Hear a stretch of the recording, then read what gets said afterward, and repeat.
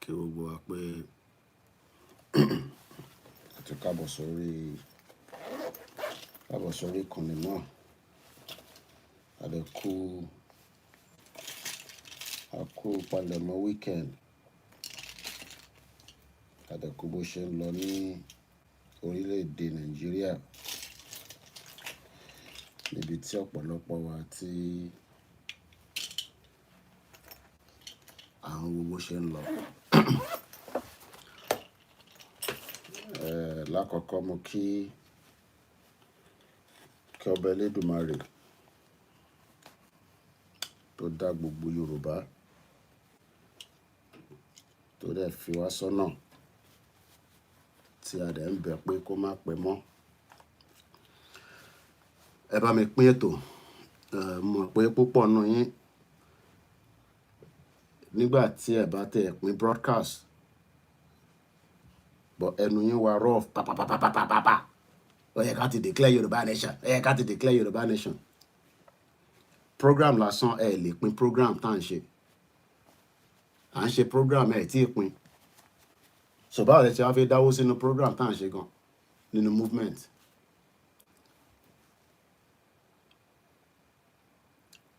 Àbí bẹ́ẹ̀ kọ́ nígbà tá ì tí lè pín program tá à ń ṣe lọ́wọ́lọ́wọ́ báyìí a ṣe ń bẹ̀ yín ẹ máa pín program wa o, ẹ pín program wa o, ẹ bá wa pín program o. Mo kí gbogbo wa. Amen. Àti pín program lásán ó difficult fẹ́ lómi but ẹnu yín wà rọ̀ papapapapa. Ẹ jẹ́ ká gbádùn. Biafra ti lọ o, Biafra ti lọ o. Nígbà wo ni Yorùbá máa lọ o? Ṣẹ́yìn pín program ni? Ẹ̀yin tẹ́ ẹ̀ pín program. Ẹ̀yin tẹ́ ẹ̀ tí bá wa pín program tá à ń ṣe. Ordinary kẹ́kọ̀ọ́ share kò cost yín lówó.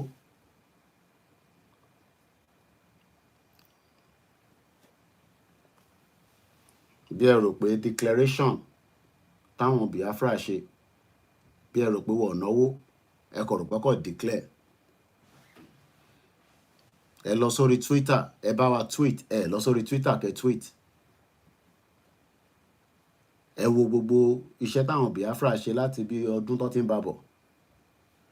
So ẹ pín program ká bára wa sọ̀rọ̀ òtítọ́ torí mo kàn gba message Koiki ṣe ti sọ fún ẹ má pè mí. Program lásán kẹ share program ẹ share program. You can't even share the program. A ṣe máa bẹ̀ yín kẹ́ pín program táwa ń ṣe. Àwa ń ṣàìsùn, à ń wá lọ́sàn-án, à ń wá lálẹ́, à ń wá lóru. Ẹlòmíì látijọ́ ta ti ń ṣe program Yorùbá nation yìí. Ta bá lọ wo page ẹ̀ kò share nǹkan kan rí. Torí wọ́n sì fi lọ Nàìjíríà, wọ́n fi lọ gbádùn. So wọ́n fẹ́ ẹ̀kọ́ mọ̀ pé wọ́n ń ṣe Yorùbá nation. Ṣáwọn yẹn lọ́ fi gba country fún yín. Àbí? Àwa fẹ́ ká ti Ìgbòho síta, ká ti bàbá Akíntóyè síta, ká má ní enough owó. Nígbà tá a bá tì wọ́n síta, ká wá hang láàrin méjì.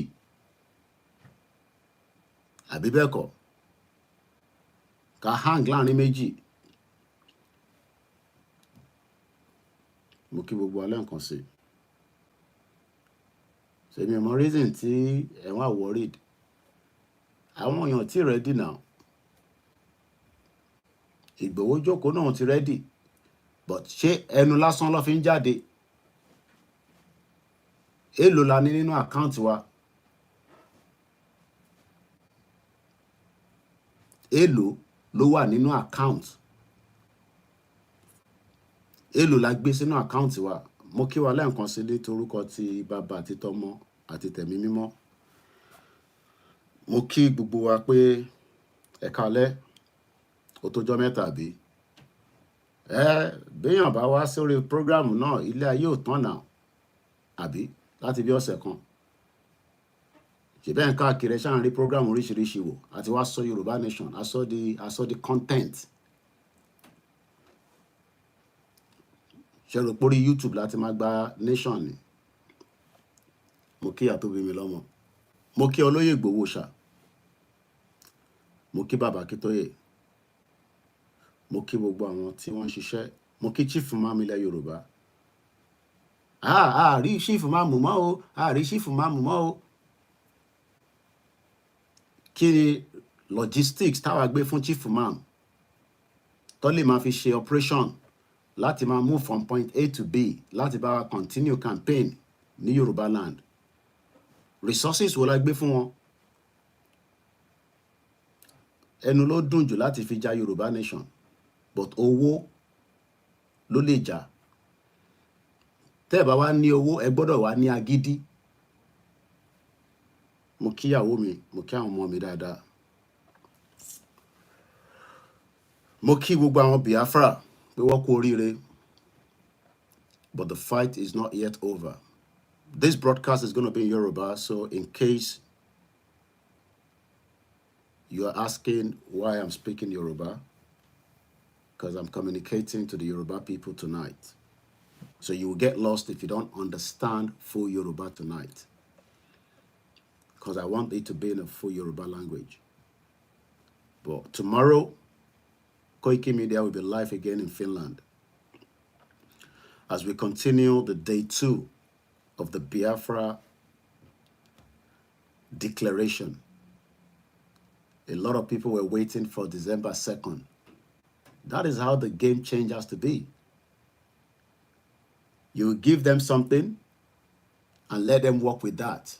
So whoever is making Ojuju Kalaba, that Biafra will declare December 2nd, and they are doing all their voodoos, that failed because they've already done their declaration. And I see gullible Olori Buruko Amo Yoruba.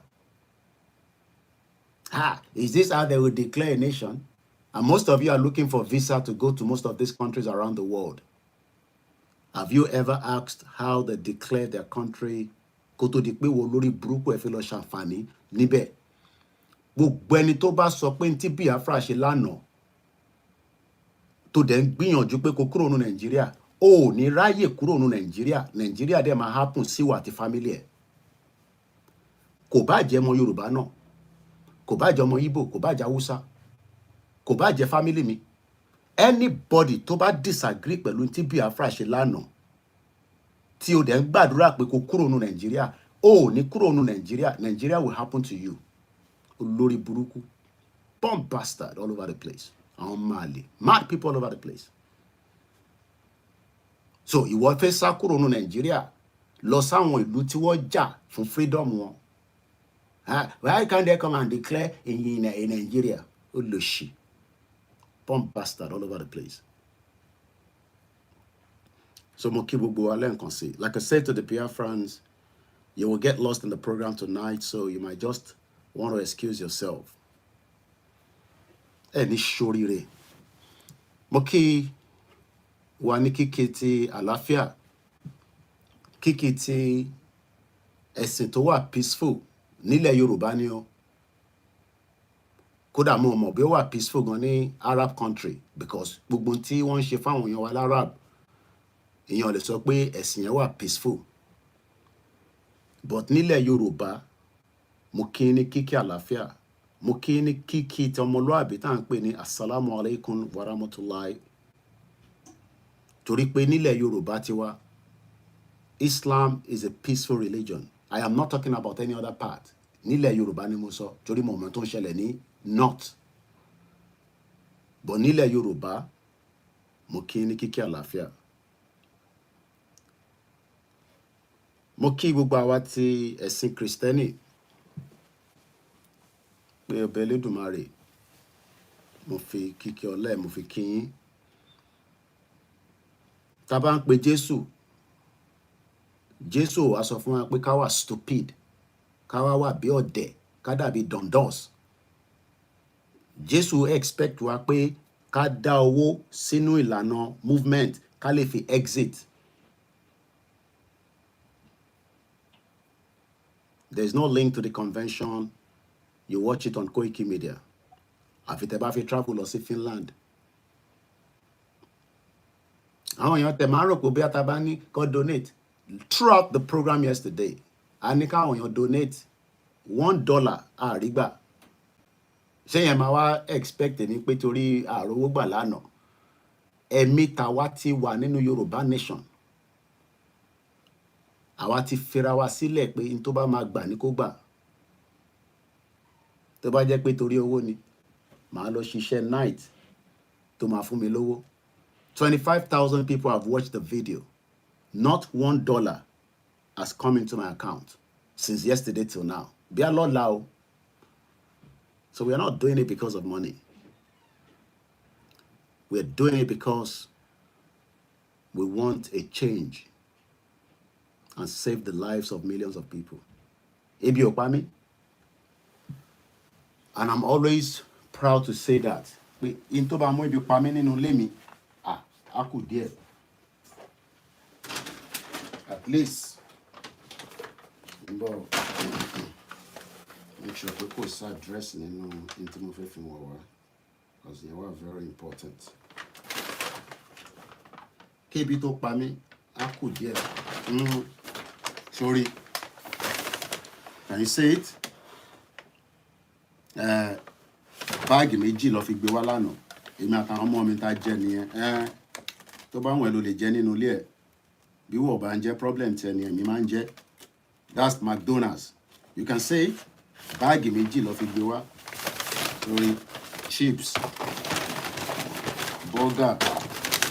Nígbà tó ọmọ mi ẹ dé, ìyẹn náà wọ́n jẹ McDonald's. Ó ní Chinese lòun máa jẹ. Kò ní dá fún gbogbo yẹn ní ṣóòrò. Bí ẹ̀mí lè bí ń pa ni, bí ẹ̀mí nìyà ń jẹ ní ẹ̀mí lájọ́ wọ̀. Ikú tó máa pa yín, ta ní pé kó má pa yín yẹn. But I need àwọn diaspora. Ẹ̀ndáwó, I'm gonna mention names tonight. Ẹ̀ndáwó sínú Àgbàlá Gabriel, ẹ̀ndáwó sórí Yomi Hamzat. Ṣé yẹn ló máa solve problem wa? Mo sorry. Wá gbéyàn kan wá, ó fọ́ lórí, ó gún nídìí, ó ní the kidney problem. Mo lórí Yomi Hamzat. Ṣé nígbà tó rí Yomi Hamzat wá sí London, ṣé ó rí èèyàn kankan tó ń tọrọ owó ta fi ń gbéyàn lọ sí hospital fún kidney problem? Ẹ jẹ́ ká máa deceive ara wa. Ẹ má yẹ ká bára wa sòtítọ́. It's good to give. Ìbẹ́yìn lẹ lówó tẹ̀ ń dá síbẹ̀. Ẹ máa solve èèyàn méjì. Ẹ dá sọ́dọ̀ bàbá gbàgede mọ̀ náà. Èmi refuse láti máa gbowó fún èèyàn kan tó bá sick. Aláwọn ọmọ wa tó ìtótè kan tẹ̀ wá nísìn tó ń bínú sí mi rẹpẹtẹ. Wọ́n yìnbọn fún ní last year. Ọwọ́ yẹn ti wẹ̀ bit paralyzed. Ó ní kí la máa ṣe fóun. Mo ní ibo lówó náà wà. Ó náà ní ìdí kẹ̀kẹ́ márúwá. Mo ní ibo láti máa rówó. Nígbà tó máa reply mi. Ó ní ẹ̀yin Yorùbá bẹ́ ṣe rí nìyẹn. Lówó. Ẹ jẹ́ kí n sọ fún yín lálẹ́. Kò sí ṣingbáìn nínú Yorùbá Nation account. Ṣingbáìn ni mo sọ, kò sí nínú ẹ̀. Òun lẹ ti gbọ́ lẹ́nu mi, kò sí ṣingbáìn nínú account wa. So gbogbo ẹ̀yin tẹ́ ń pariwo ká wá lọ declare ẹ gbé bàbá Akíntóyè jáde, ẹ gbé Ìgbòho jáde.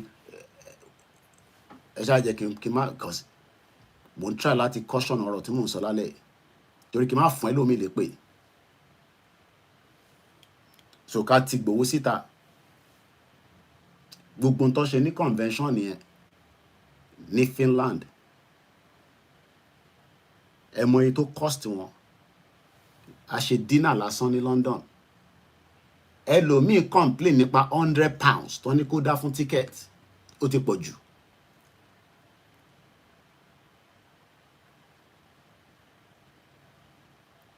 So ẹ̀yin tí ẹ jẹ́ diaspora, ẹ̀yin gangan ni mo need láti bá sọ̀rọ̀ lálẹ́ yìí. Torí ẹ̀yin gangan ni the bulk of the problem. The more tá bá ṣe ń donate sáwọn different charities, kò lè solve problem tó wà nílẹ̀ Yorùbá o. There are many thousands of problems. Àfi tó bá jẹ́ pé ẹ wà against the movement yìí nìkan. I have multiple cameras, so tí bá ń move by, because I lo software. Mo reserve laptop mi fún àwọn Biafra. Mo dẹ̀ fẹ́ kó crash mọ́ wọn lọ́wọ́. Ó sanwó fún mi lóòótọ́, but as a journalist, èèyàn kan tẹ̀ send message sí mi pé wọ́n ní kémi wà careful. Nígbà tó ti mú Simon Ekpa, gbogbo àwọn tó ń bá Simon Ekpa ṣe lọ́ọ́ máa kó. Mo ní ká wá mèmí náà. Àwa ti fira wálẹ̀. Ọlọ́pàá wa kanlẹ̀ kókó wá mèmí náà máa lọ sí station. Ẹlòmíì ọmọ tá ń jà fún. Ẹlòmíì ẹ̀mí in and out. Tá bá fẹ́ rescue àwọn èèyàn wa, we need to prepare to spend a lot of money. Kò ń ṣe pé Ìgbòho àti bàbá Akíntóyè lè jáde pé ká declare. Ìlú wo gan ni ó máa fún wa ní backing yẹn nígbà tá bá jáde? Biafra ti declare. The next phase ló kù. And the declaration is still ongoing. But officially, Biafra is a country yesterday. United States of Biafra. Máa yín mú pé kò possible olóṣì. Tinubu tó ti fẹ́ kú tán ló ń dúró dè. Ó ti tàn yín fún France. Ẹ̀yin ọ̀dẹ̀. I pray pé kí Tinubu lo Nigeria as a extension fún Paris àbí France. Kó fi attack Mali. Ó ń pẹ́ kó tó bomb anywhere nílẹ̀ Yorùbá. Àwọn Niger àti àwọn other countries mẹ́rin yẹn. Wọ́n dúró de Tinubu because France fẹ́ attack ìlú yẹn. But ibẹ̀ kọ́ ni mo fẹ́ lọ. So Tinubu ní kẹ́ dúró dè kó fi tiẹ̀ olórí burúkú tiẹ̀ kó fi kó bá gbogbo wa. Káwa máa mọ̀ ta fẹ́ ṣe. Ká lè tètè stop ogun tó fẹ́ gbé wọ Southwest. Torí olórí burúkú France tó ní ṣàǹfààní. Tó kó gbogbo wa sínú ìdààmú pẹ̀lú àwọn Britain àti all other countries. Tó ń fi àjẹ wá káàkiri. Tó bá fi àyè gba France pẹ̀lú Nigeria, wọ́n máa attack. But ibẹ̀ kọ́ la fẹ́ lò. Focus wa ni pé níbo là ń lọ. A mọ ibi tá à ń lọ náà. Kò sẹ́ni tó mọ ibi tá à ń lọ. Gbogbo wa la mọ ibi tá à ń lọ. Níbo là ń lọ, a fẹ́ gba country. Báwo la ṣe máa gbà? Ọ̀nà wo la fẹ́ fi gbà? A ní àníjà ogun. Àbí bẹ́ẹ̀ kọ́? Ibẹ̀ kọ́ ni gbogbo wa jókòó síta gbọ́ pé ní 2019 àwọn Biafra ná $95,000 wọ́n fi ń lọ́bì.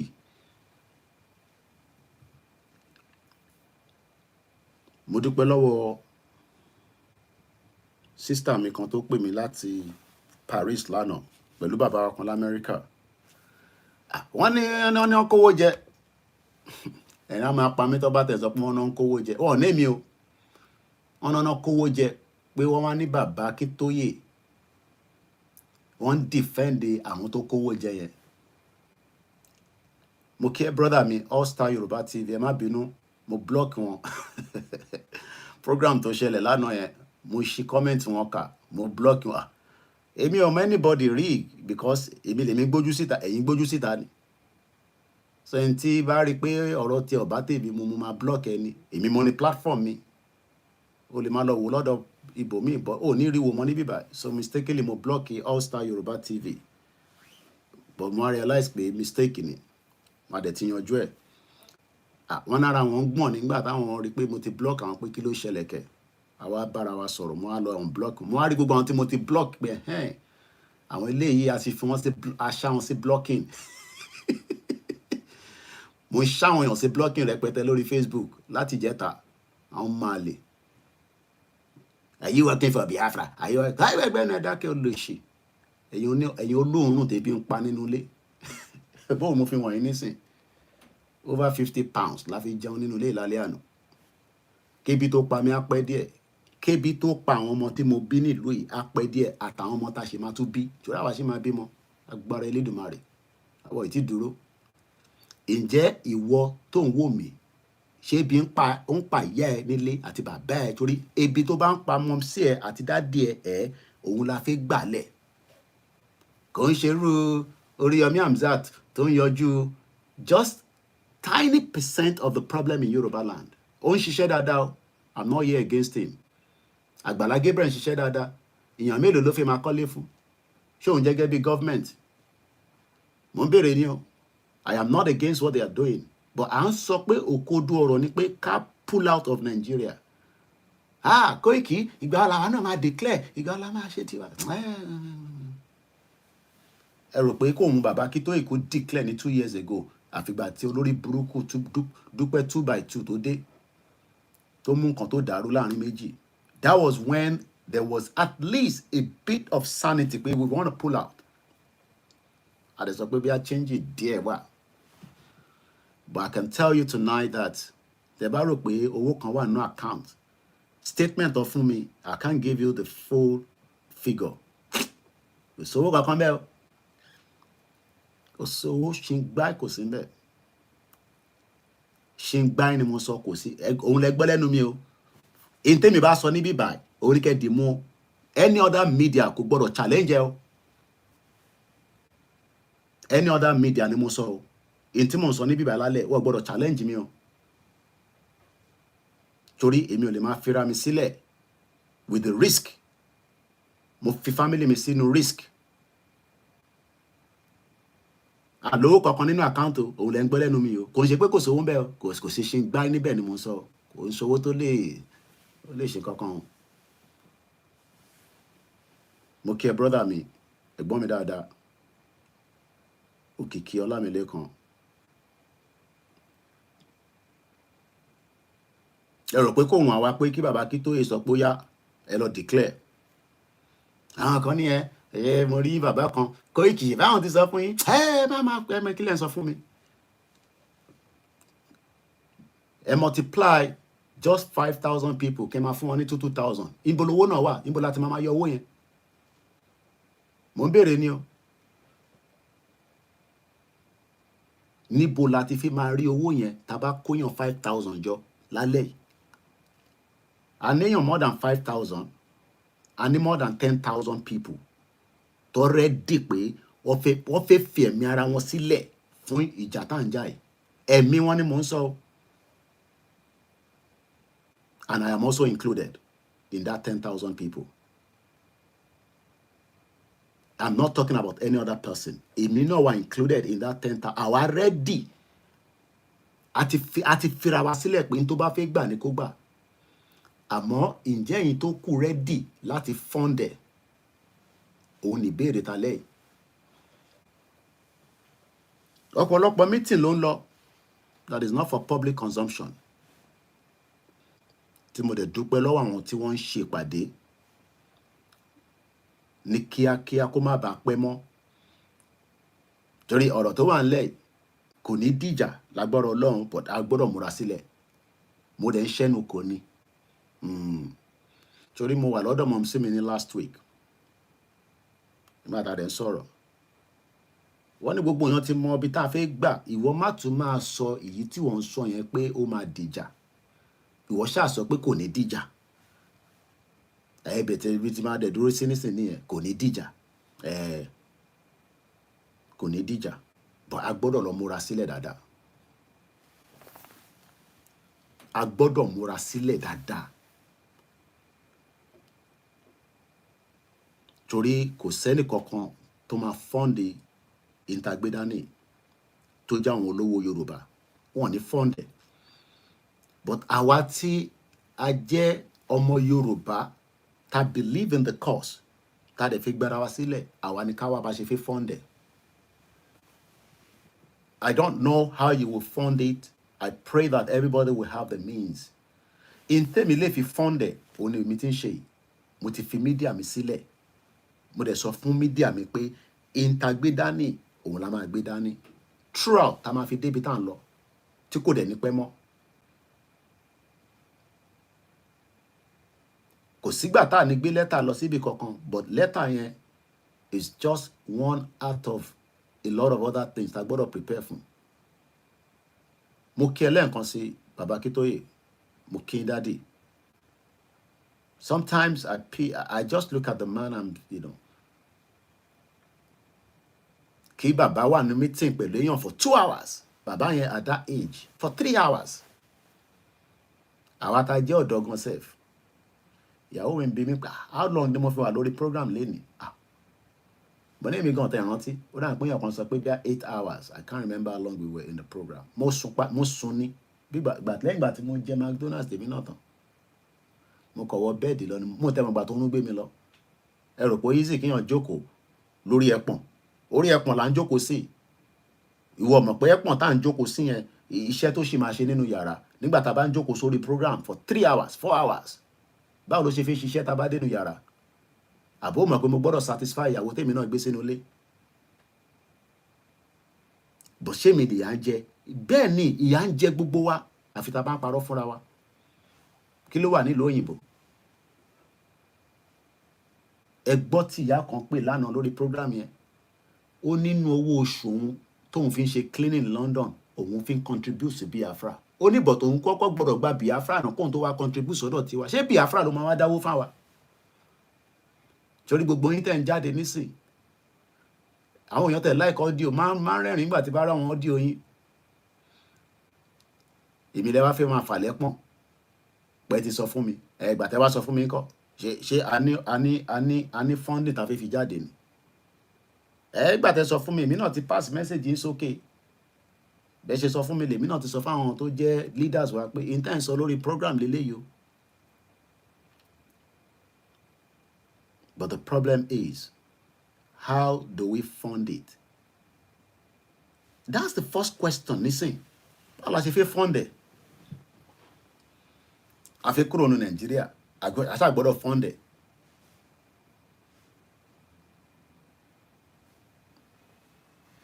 So mo kí gbogbo alẹ́ nǹkan sí. Play anthem wọn àbí kò dá bẹ́ẹ̀. Fúnlẹ̀ wá. Forílẹ̀ ìdí wa kàgbéga kàgbéga kàgbéga falẹ̀rí ìgbàgbọ́ wa ní pé àti bẹ̀rù làbọ̀ mọ́ ká ṣiṣẹ́ ká ṣiṣẹ́. Kàṣiṣẹ́ kájọlá ìṣọ̀kan àtòmìnira ìkẹjẹ ká máa lè gbà tẹ̀síwájú fọ̀pọ̀ ire àtòhun tó dára. Ọmọ Odùduwà Oòduà dìde. Ọ̀sìnkú ẹ̀tọ́ rẹ̀, ìwọ ni ìmọ́lẹ̀ ògo adúláwọ̀. Àwa ni ìmọ́lẹ̀ ògo adúláwọ̀. Mo kí gbogbo wa káàkiri ibi tí ẹ ti ń darapọ̀ mọ́ wa àti ẹni tó máa tún wò. Àtẹ̀yin tẹ́ láǹfààní àti máa wò live. Mo kí wa lẹ́ẹ̀kan sí pé ibi tá báṣẹ́ dé ó kù níbọn ró lọ́sọ. Iṣẹ́ pọ̀ tá fẹ́ ṣe. Mo kí gbogbo ẹ̀yin èèyàn wa tẹ́ ń darapọ̀ mọ́ wa. Mo kí ẹ̀yin tẹ́ jù mí lọ. Mo kí ẹ̀yin tí ẹ jẹ́ ọ̀jọ̀gbọ́n. Mo kí ẹ̀yin tẹ́ ń kí wa pé akíkanjú ni wá. Akẹ́yìn náà tẹ́ ń bá wa gbọ́ ètò náà.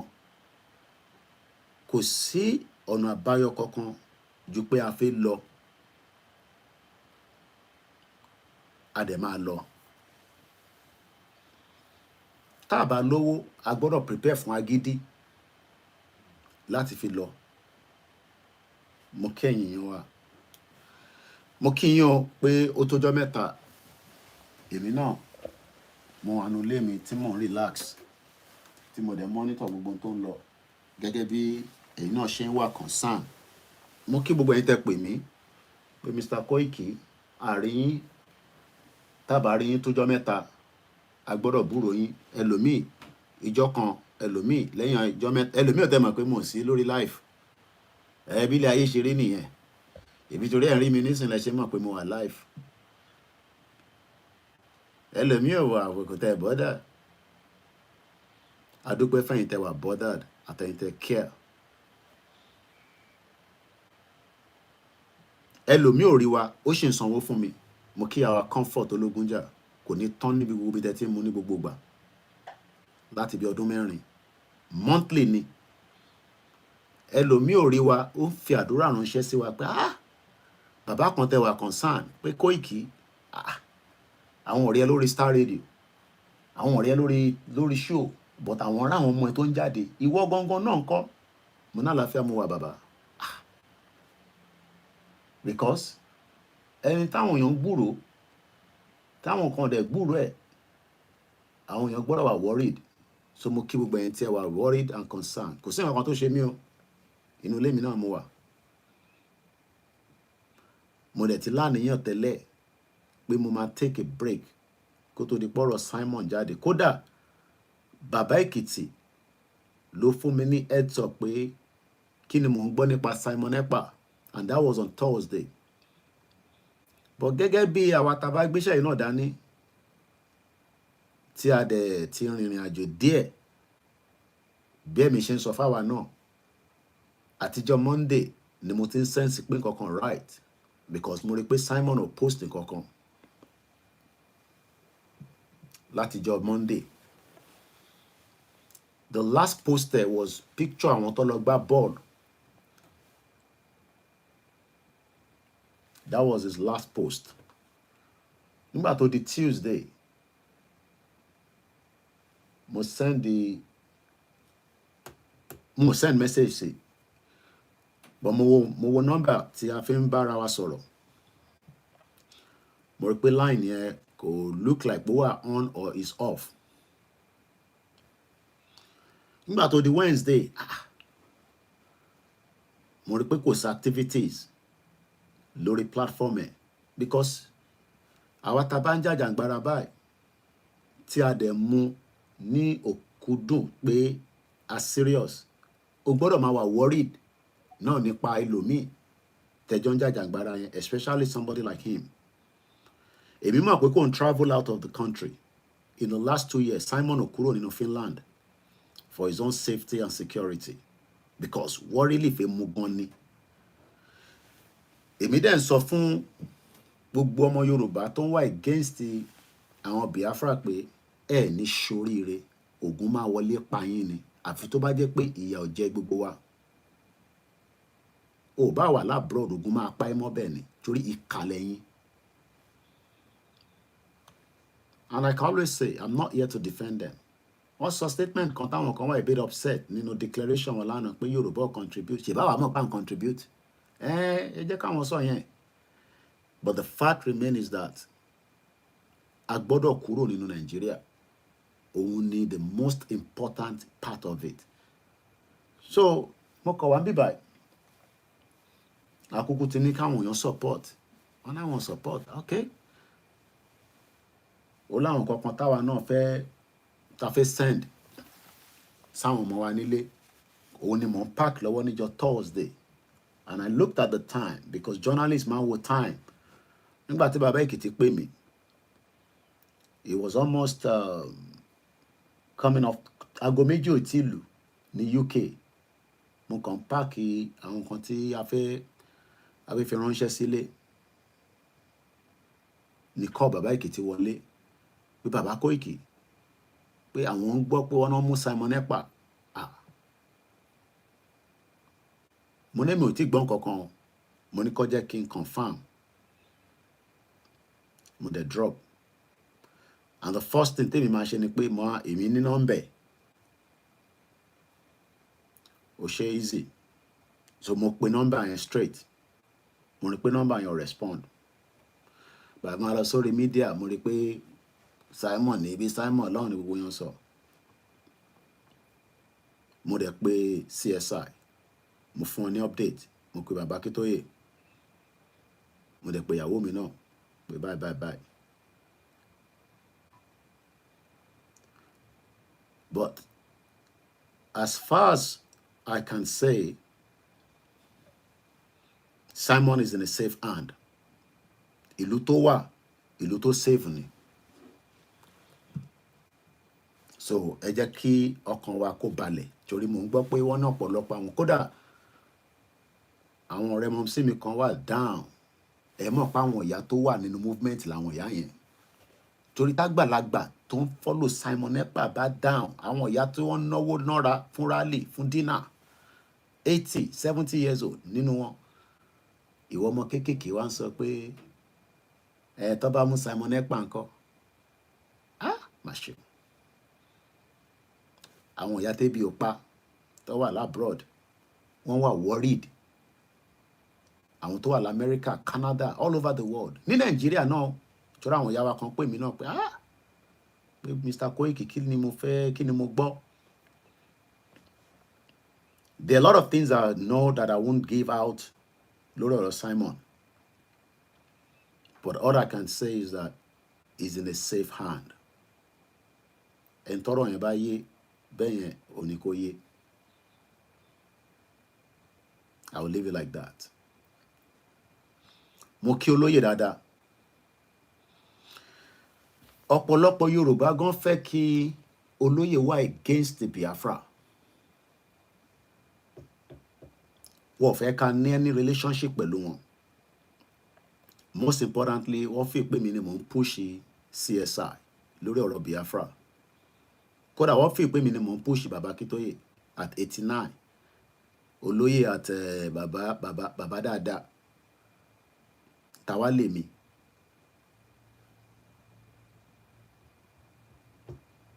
Mo kí bàbá mi olóyè Igboho. Ẹ má ẹ̀ka wà too worried lórí Simon. Iṣẹ́ ń lọ lórí ìrìn àjò wọn. Wọ́n dẹ̀ ń tẹ̀síwájú. Lóòótọ́ ẹlòmíì lè má gbàgbọ́ pé declaration tó ṣe lánàá kò mú nǹkankan jáde. Oh my God. Ṣe rí ìjà Yorùbá nation àti Biafra in the spiritual realm ni. Tó bá sí nínú spiritual realm, a ní máa rí táwọn èèyàn máa sọ̀rọ̀ from the spiritual side of things pé Ọlọ́run ti ya flag Nàìjíríà. Àti gbọ́ yẹn many times. Bí wọn náà bá wá ṣì wà in doubt, ìwọ náà ní àǹfààní láti lọ sínú that spiritual realm. Ó máa fi rẹ sílẹ̀ ni. Kò ń ṣe pé o ní láti ṣe nǹkan kan ju pé wàá ṣe àwọn àdúrà kan níwọ̀nba tó bá mọ̀ ṣe pé k'Ọlọ́run fi gàgà Nàìjíríà wọ̀n pé ṣé ọ̀nà àbáyọ ṣì wà nínú Nàìjíríà. Ìyẹn ni the first thing. Excuse me. Then you realize that kò sí ọ̀nà àbáyọ mọ́. Now, tí Nàìjíríà bá tán nínú spiritual realm, the physical side of it, báwo la ṣe fẹ́ activate ẹ̀, òun làwọn Biafra ṣe lánàá. Because àwọn náà gbà pé from the spiritual realm, the country called Nigeria is gone. But ibi táwa wà, òun ni pé our very, very diplomatic people. And we are very concerned. Concerned in the sense that kò ṣe pé Baba Akintoye lè make a date now. But wọ́n ní Yorùbá máa ń ṣe nǹkan pẹ̀lú ọ̀pọ̀lọpọ̀ àgbékalẹ̀. Ohun èmi náà pé kódà ṣe mọ̀ pé tó bá jẹ́ pé December 2nd táwọn ń sọ yẹn, ṣe mọ̀ kó ti declare lánàá. Wọ́n ti declare lánàá already. They are fully a country now, regardless of whether you believe it or not. So even táwa gan bá na fẹ́ declare ní 2nd tó fẹ́ declare, àwọn ti declare lánàá. The question then is, nígbà wo ni Yorùbá náà fẹ́ declare? Òun ni ìbéèrè tọ́pọ̀lọpọ̀ yín béèrè. And I'm saying that ká tó lè take that stage, ká tó lè lọ sí that next step, do we have that extra funding to be able to do it? The answer is no. Fact lẹ gbọ́ lẹ́nu mi lórí programming. And I said no media should challenge what I'm saying tonight. I will not challenge it because some of the media knows what I'm talking about. We don't have the funding to make that full declaration. Mo mọ̀ pé nǹkan tẹ́ fẹ́ gbọ́ òun kọ́ ni mò ń sọ, but that's the fact. A ní owó tó lè fi sọ pé wọ́n máa declare. Kò ṣe pé ó need owó tó pọ̀, but you need certain substantial amount of money to be able to do so. Kò sí owó. Do we have countries that will back us? Ìlú tó fẹ́ back wa èmi ò mọ̀, because that is a very sensitive area tí Baba Akintoye ò gbọdọ̀ sọ fún anybody. Àfi tá bá fẹ́ compromise ìlú yẹn, or tá fẹ́ compromise Yorùbá nation tá gbé dání gan.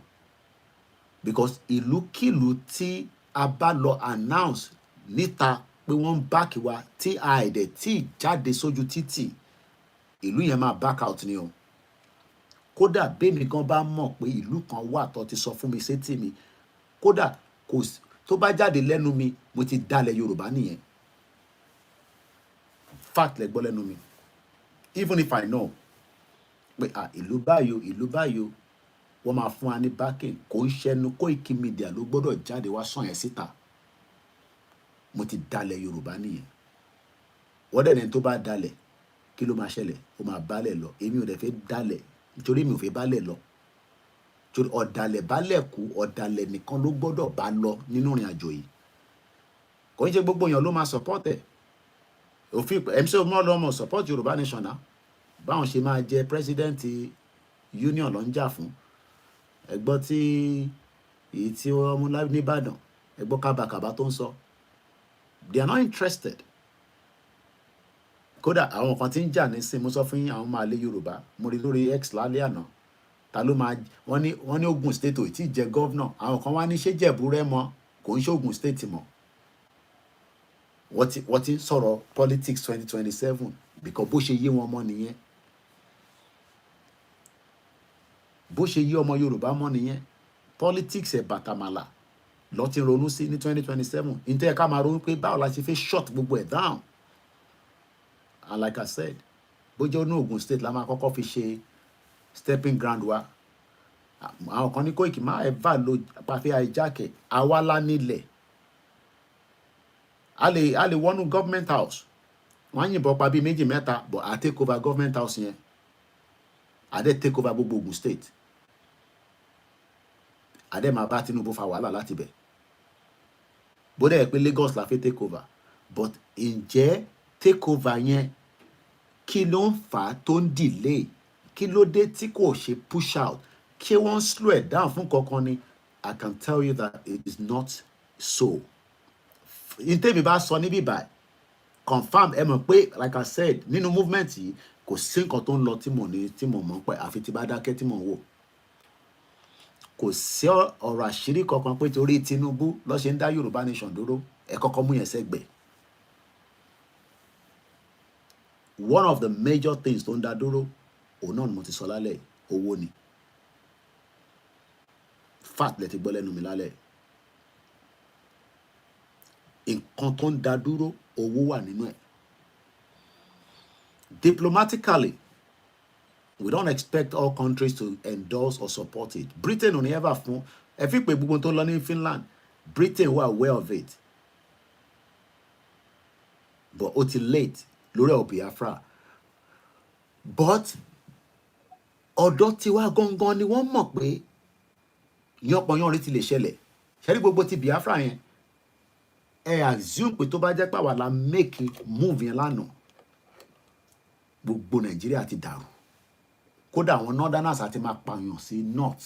Olórí burúkú àwọn ti north yẹn wá ti máa pa àwọn èèyàn wá sí north.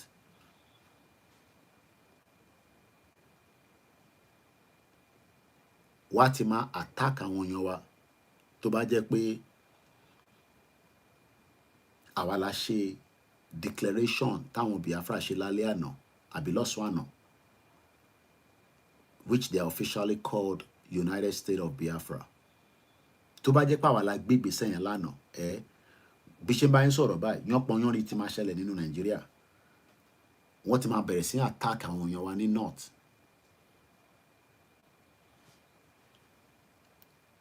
Is the movement compromised? Not anymore for now. In tó fẹ́ compromise ẹ̀ àti gé ẹ̀ka yẹn kúrò, and we have been able to stabilize it back. It took a bit of time, and that was Dúpẹ́ Onítìrì. Òun ló destabilize the movement along the line. But mo lè confirm fún gbogbo ọmọ Yorùbá pé we are back on the right track. Olórí burúkú ẹ̀ tí kò ní kú síbi táṣọ ẹ̀ wà. Àwọn ọmọ ní jèrè ẹ̀.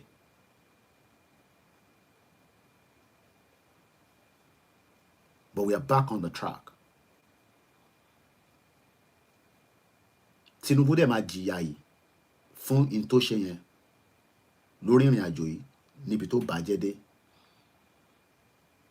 Èmi ò gbàdúrà kó fún, but pé kò ní ráre pé lórí ọ̀rọ̀ in tó dàrú mọ́ Yorùbá Nation yìí lọ́wọ́lọ́wọ́ òun ló ń bọ̀ lọ́nkàn yẹn. Ó máa jìyà torí gbogbo ohun tí ìyá yẹn ṣe pátá Tinubu mọ̀ nípa ẹ̀. Olórí burúkú Tinubu tẹ̀ ń rí yẹn. Gbogbo ohun tí Onítìrì ṣe pátá Tinubu ló bá kẹ̀. but we are back on the right track. Adúpẹ́ fáwọn onílẹ̀. Adúpẹ́ fáwọn tó fira wọn sílẹ̀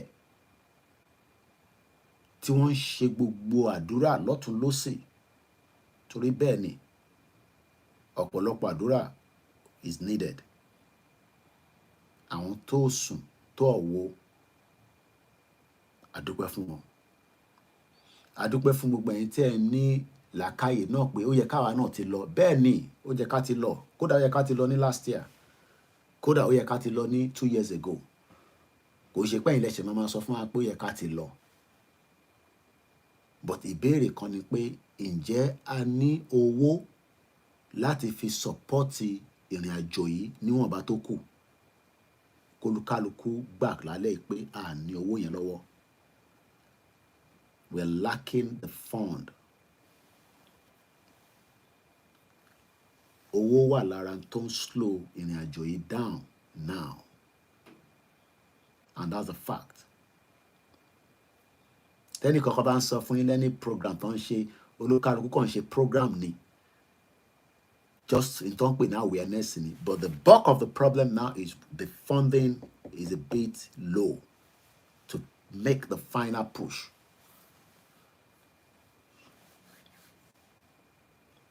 Bóun wà ká sọ pé Fúlàní géyàn, kódà bó bá gé first class ọba lórí, it doesn't matter. Must be send message sí mi, ó ní wọ́n pọ̀ ọba kan àbí nǹkan kan àbí baálẹ̀ kan, mo ní good luck to them. Bí ṣe sọ fún nìyẹn. Gbogbo yẹn ò lè stop torí pé Fúlàní ti wà láàrin wa tó pọ̀ gan.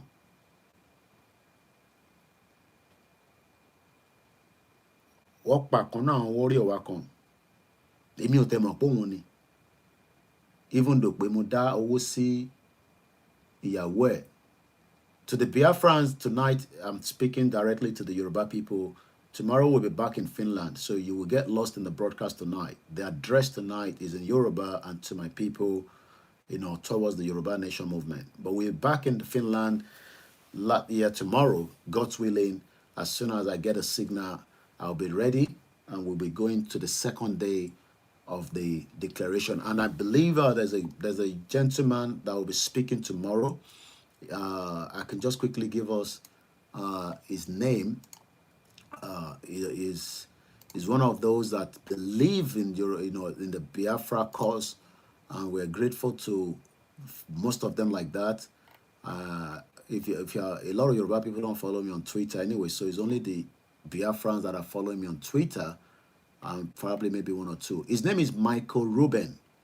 Michael Rubin is a senior fellow at the Director of Policy Analysis. It's a non-governmental and non-profit organization, Washington, D.C.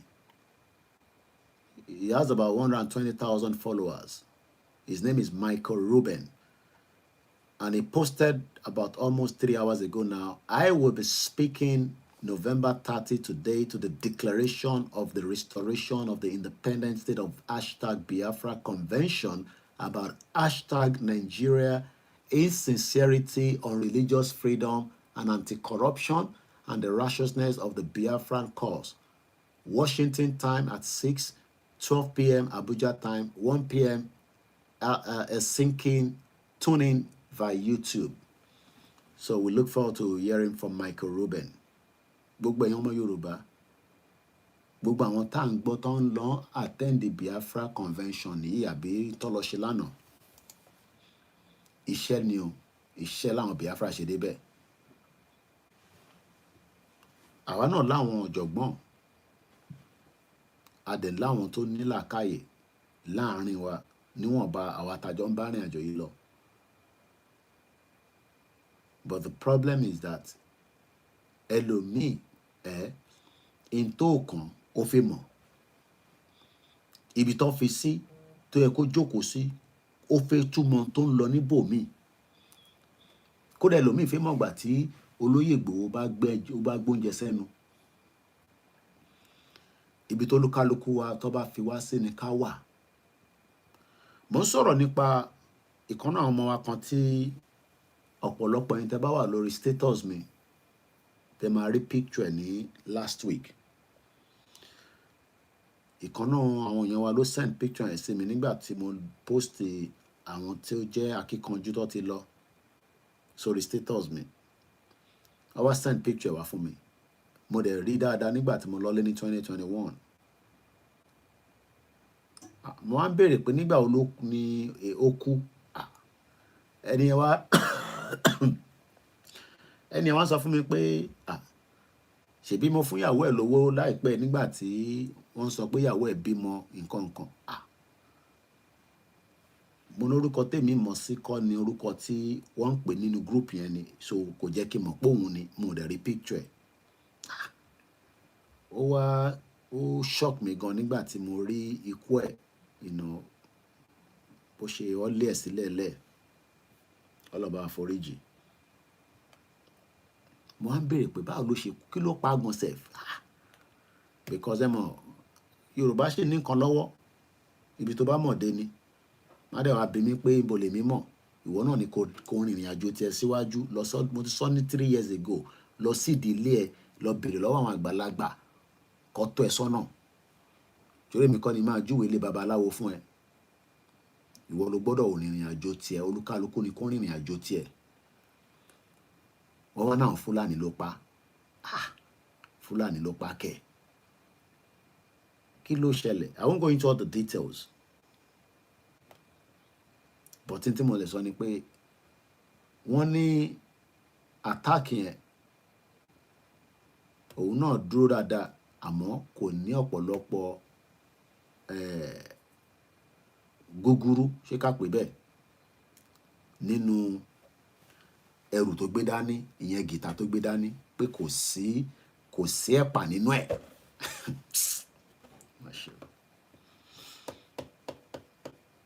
Kò sí ẹ̀pà nínú tí ìrèké téèyàn gbé dání, kò wá sí ẹ̀pà, kó ẹ̀pà bí abí 5.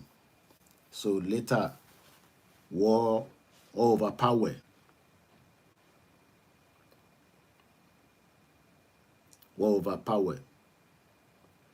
Mo kí àmì comfort Ológunjà, mo ti kí n lẹ́ǹkan mà kẹ́ tó wọlé. Èyí tó kẹ́ má wà jealous. Mọ́mì mi dáadáa nìyẹn. Mo kí gbogbo màmá tó kù náà. Ọ̀rọ̀ yẹn wá gbogbo last week yẹn mo tẹ̀ mọ́ bó ṣe ṣe mí lára. Mo wá ń wo báwọn terrorist yẹn ṣe máa ń kó weapons sára tí gbogbo wa máa ń rí wọn nínú fídíò. Àwọn ọmọ tiwa wá jáde, wọ́n wá ní kò sí ẹ̀pà nínú nǹkan tó gbé jáde. Mo á wonder pé so how do we save the Yoruba people? Ìwọ̀nba àwọn tí wọ́n kó jọ níwọ̀nba díẹ̀díẹ̀ tó bá ń pè wọ́n ní warrior tí wọ́n wà equipped. Èmi ò ní torchlight, èmi ò ní bàtà, èmi ò ní kinní kan. Tí wọ́n dẹ̀ fẹ́ protect wa nígbà táwọn governors sọ pé tó bá máa pa wá kó pa wá. Èmi ò mọ báwọn governors wa ṣe decide pé wọ́n hate wa gan. Torí gbogbo tá à ń ṣe pé insecurity nílẹ̀ Yorùbá, they are the chief security of the land. And yet, they refuse to protect Yoruba land. That, for me, is a little bit concerned. Pé àwọn tó yẹ kó ṣe ààbò fún wa, àwọn ni wọ́n wà against wa, ìyẹn àwọn governors wa. They have the money, they are well funded. Nínú kékèké táwa wá tó wé lò pé ká fi support àwọn yẹn wa kò sí enough. Mo wá ń béèrè pé nísìn pé ṣé ó possible pé káwọn ọmọ kan wọnú igbó lọ nísìn kí Fúlàní kó waste wọn síbẹ̀ nígbà tó sí ẹ̀pà tó máa fi yes lóòótọ́ bí wọ́n bá ṣiṣẹ́ akíkanjú ọmọkùnrin sára torí pé like I said ilẹ̀ Yorùbá ṣì ní nǹkan, but we must also have the new technology to fight back, because àwọn tá fi bá jà méjèèjì làwọn ń lò. Mo kí gbogbo ẹ̀yin èèyàn mi tẹ́ ń wọlé, gbogbo yín náà ni máa kí, ẹ má bínú pé mo dárúkọ, ká má get carried out of the program, but gbogbo yín ni mo rí comment yín. Ẹ̀yin tẹ́ ń béèrè pé bó lẹ máa sanwó sí nǹkan kan.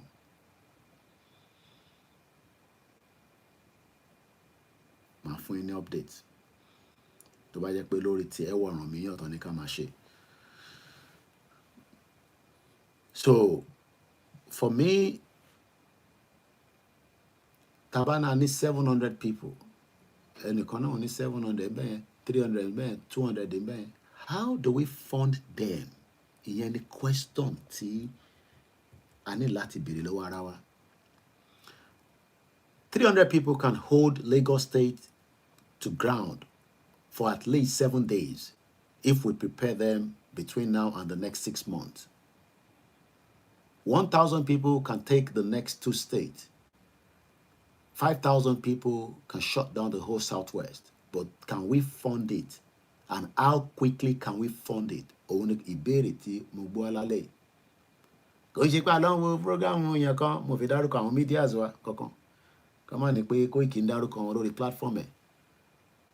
Wọ́n bá ní 3,000, like I said, ìyàn dẹ̀ ń parọ́ kìíní kankan. 25,000 people lówó program. Àmọ́ pé àwọn ọmọ Biafra ló pọ̀ jù ń bẹ̀ torí àwọn la ṣe program yẹn fún lánàá. But I did not receive one pound out of the program tá a ṣe lánàá. Not even a super chat nínú backup channel wa. Ṣùgbọ́n òun lálẹ́ nísìn. Aziz fún mi ní $10 nísìn. Just àwa ara wa lélẹ̀. So we are doing it because we need to work as a media to make sure that in tó ń ṣe ní Finland yẹn, Nigeria media ò ní gbé, kò ní dá kíró àwa náà má gbé. We didn't do it because of money. Mo lọ wo video yẹn again, 25,000 people have watched it. Hey, imagine tó bá jẹ́ pé one pound làwọn èèyàn dá fún mi lánàá, 25,000 pounds.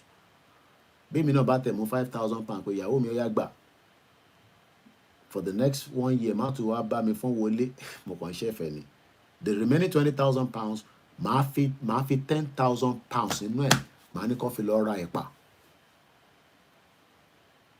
10,000 pounds, màá ní kó convert ẹ̀ ká fi ra ẹ̀pà. A máa lò nísàn, a máa tọ́jú ẹ̀ pamọ́.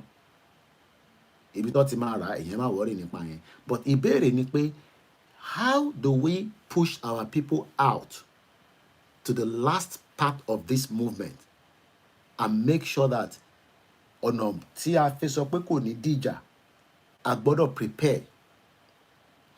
Tá bá jáde tó bá ṣe àwọn èèyàn léṣe, ìjà ní medical equipment láti tọ́jú wọn. Tó bá yìnbọn fún wọn, because kẹ́tó gbé lómi hospital, ó ṣeéṣe kí ẹ̀mí bọ́ lára ẹ̀. Tó bá yìnbọn fún yàn níbi tá ti jáde, how do we treat them right on the spot? Ká tẹ̀ tó stabilize wọn, ká fẹ́ gbé wọn lọ sí ibi tí wọ́n ti máa ní ìtọ́jú tó pọ̀. À ń dáwó ẹ wá lọ rà bọ́n o, ẹ gbọ́ mi dáadáa o. À ń dáwó pé Nigerian government máa attack wa tá bá jáde. Ǹjẹ́ àwa náà prepare fún pé attack yẹn o, bá ṣe máa make sure pé àwọn ọmọ wa tó máa jáde wọ́n wà protected against that kind of situation. Ẹ jẹ́ sọ fún yín, wọ́n mú Simon Lepa mọ́lẹ̀, wọ́n mú mọ́lẹ̀. Ìjà ń bọ̀ ní South East o. Mo kàn ra yan ṣe kéré ni o. Ẹ mọ̀ pàrọ̀ lé tẹ́ntẹ́ máa ń sọ fún yín. Ìjà gidi ń bọ̀, ìjà gidi, àwọn ti ready. Weapon gidi wà lọ́wọ́ wọn. Medical equipment wà lọ́wọ́ wọn. Àwa ò ní weapon, but ǹjẹ́ a lè ra 2, 3, 40-foot container of medical equipment láti fi make sure pé tá bá push out within the next 6 months, within the next 1 year, within the next 2 years. Ẹ má rò pé ó pẹ́, gbogbo kìíní ló ń pè ní logistics. We must have them ready to push out. We don't have to buy it from outside. A lè ra kúrò lọ́wọ́ àwọn tó wà lọ́wọ́ ẹ̀ ní Nàìjíríà, kó dẹ̀ wà lọ́wọ́ àwa. But it needs funding. Ìyẹn ni àkọlé ètò talẹ́ mo ṣe béèrè pé tẹ́ bá lọ wo topic tí mo fi sí lálẹ́, torí ẹlòmíì ẹ wo topic yẹn. Tẹ́ bá lọ wo àkọlé ètò talẹ́ mo béèrè pé, do we have the fund? Ǹjẹ́ a ní owó Do we have the fund available to push our Yoruba Nation movement further? A fẹ́ push it further. Ìyẹn náà lè ṣe sọ pé Koiki ìgbà wọn ni bàbá Akíntóyè máa declare. Èmi wọ́n ń béèrè pé tí bàbá Akíntóyè bá ní káwọn èèyàn jáde síta, ta dẹ̀ jáde tí wọ́n dẹ̀ bẹ̀rẹ̀ sí yin tear gas, tó yin life ammunition, tó bá ba ẹni ta ní kó jáde, ǹjẹ́ a lè sáré fi bandage ká fi ráàpù bẹ̀ yẹn kí a dẹ̀ sọ fún nọ́ọ̀sì kan tí a ti fún lówó tó máa wà níbì kan, tá máa gbé wọn lọ síbẹ̀, tó máa yọ tàbọn yẹn, tó dẹ̀ máa tọ́jú ẹni yẹn, tá máa stabilize ẹ̀, kó má dàbí tí ó send message sí mi pé ẹ ti push wa síta, òun ti ṣèṣe nísìn, òun béèrè owó nísìn, owó márúwá, mo ní àlówó márúwá. Mo sọ fact fún ni, he wasn't happy with the message. Mo fẹ́ lọ wo message mi àti arákùnrin náà. Last year, àwọn lára àwọn tí wọ́n jáde, kọ́lọ̀ bá wa foríjì èyí tí wọ́n tó yìnbọn fún tó kúnú wọn yẹn. Kò ń ṣe Sàtì Ìgbòho ni mo ń sọ. There was another person, but mo ní dárúkọ ẹ̀. Mo fẹ́ lọ wo message mi àti ẹni. He wasn't happy with my response. A ti sọ̀rọ̀ ní last week. But nígbà tí mo wá rí àkáǹtì tó send sí mi, wọ́n pé ṣé ìbáwó ta ní náà nínú àkáǹtì wa lélẹ̀? I don't think it's about any figure that is fantastic. And I'm talking about in dollars. Gbogbo owó yẹn bí a kì í kọ fún yín ní a bit of capture kò wọ $40,000. Fact lẹ gbọ́ lẹ́nu mi lálẹ́ yìí o. Gbogbo owó tó wà lọ́wọ́ wa nísìn kò wọ $40,000. Ṣé $40,000 la máa fi ṣe rally síta? Mo ń béèrè lọ́wọ́ yín tẹ́ ẹ sọ pé ká jáde ni o. Mo ń béèrè lọ́wọ́ yín ni o. Torí pé ó easy ká sọ pé ká jáde, but we must prepare for every eventuality, because ìjáde ta fẹ́ jáde, it should be the gbọ́dọ̀ jáde ká máa tó fẹ́ wọlé àti fail nìyẹn. Ó better ká máa ti jáde ká ṣe máa gbáradì but ó ti ń pẹ́ because a gbọ́dọ̀ prepare dáadáa, because diaspora sì fi sanwó fún Àgbàlá Gabriel, kò sí tó kàn wọ́n pẹ̀lú Yorùbá Nation.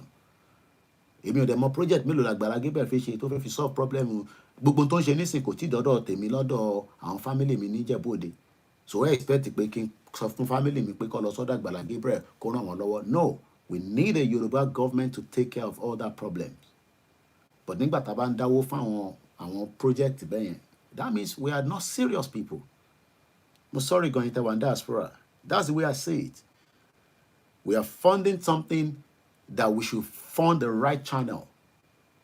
But what we are saying is that how do we fund this movement to get ourselves out of the mess? Ṣé rò pé Tinubu àti Tolelemelu bàbá kan wà lẹ́yìn Tinubu? Mo sọ fún yín pé bàbá criminal ni Tinubu. Mo sọ fún yín pé àwọn Shagori, àwọn náà fẹ́ take over ilẹ̀ Yorùbá. The Lebanese Shagoris. Bàbá fraudster criminal ni wọ́n. Ó wà lẹ́yìn Tinubu ní France ní gbogbo òṣì tó ń ṣe lọ́wọ́lọ́wọ́ ní France tọ́nà àwọn jó Peace Square tí Macron wọ aṣọ Yorùbá Nation tó àbáṣọ Yorùbá tó ń tọ́ra wọn bẹ̀. So we want to push out. We are ready to push out. The strategic to push out is not a problem, but how do we fund the last part of it? Only question. Only good day, sir. Please, even if I purchase Marwa, make her they take work, feed my family. Money, who is going to buy that? I wish we have the fund.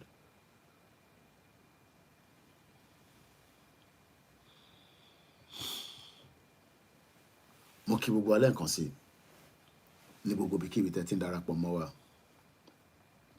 Mo wá tó wá béèrè pé ìlú wo ló máa báàkì wa? Ǹjẹ́ àwa náà ń gbé àwọn ìgbésẹ̀ ní àwọn ìlú tá a wà? Number one, rule out Britain as a country to máa báàkì wa nínú Yoruba Nation tàgbé dání. If anybody thinks Britain will back us, is a complete lie. What we have delivered to them is part of the diplomacy, and they are worried. Most often, before I went, actually on a safety domain for the super chat, that King Charles, letter wa ti wà ní iwájú King Charles. I will leave it like that. Letter tá gbé lọ sí number 10 Downing Street. Ó wà lọ́wọ́ King Charles lọ́wọ́lọ́wọ́ báyìí nísìn. and they're waiting. Beginning the next move. And our next move is we want to come out in big, massive rally that will then hold Southwest back to us. But we must prepare that taba jáde sí Lagos ìsìn Sanwó-Olú máa ní kán yìnbọn pa wá, but àwọn family ẹ̀ ló máa yìnbọn pa láṣẹ Èdùmàrè. They will attack us heavily. That is the intelligence that we are getting. Taba jáde nísìn, any our outing again now, it will be bloody by the security agency. And they're preparing for Igboho to make that announcement. One dúró pé kí Igboho àti Baba Kito kó announce jáde.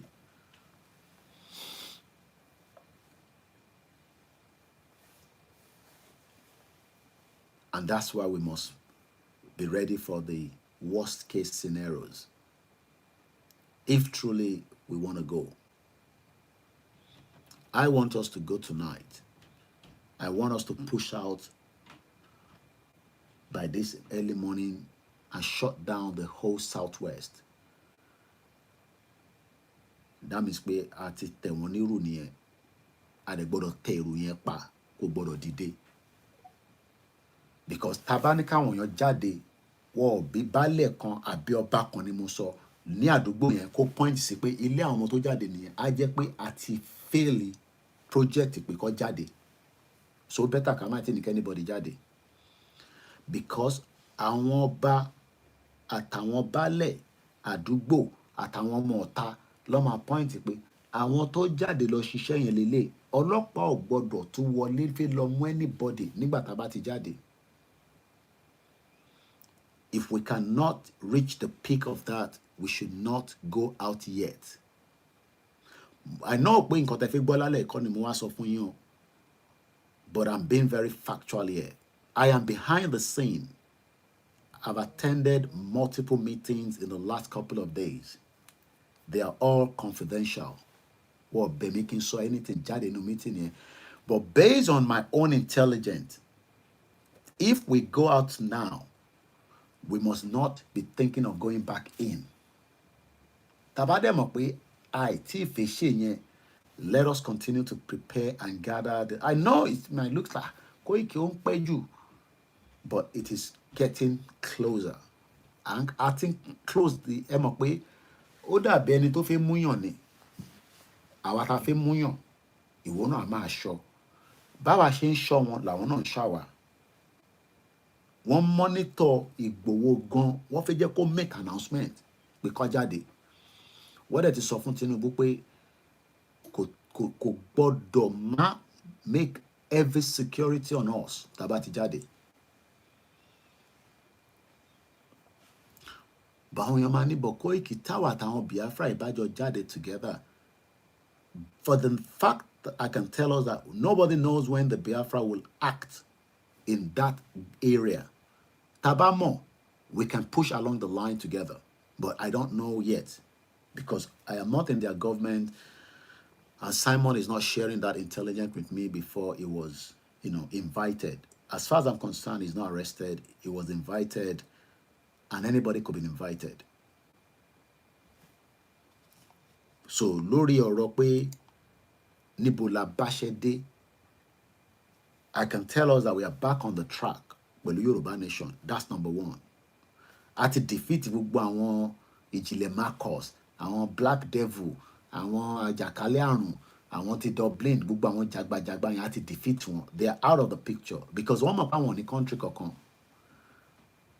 But they have not been able to accept the truth.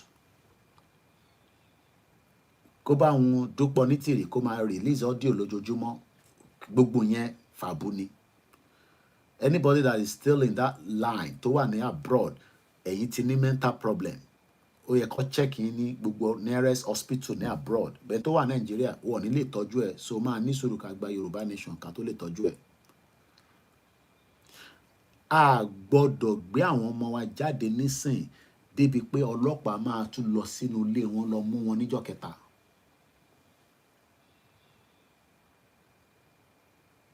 ẹ gbọ́ mi dáadáa yẹn wa. Ẹ má bínú pé mo ní kámẹ́rà kan níbí báyìí, mẹ́ta wà níbí báyìí. Mo dẹ̀ wà lórí Twitter space, mo dẹ̀ wà lórí laptop mi. So I'm moving my eyes because wọ́n ní ojú lọ̀rọ̀ wà. We are not going out and we are not going to be going out. Mo fẹ́ sọ òyìnbó.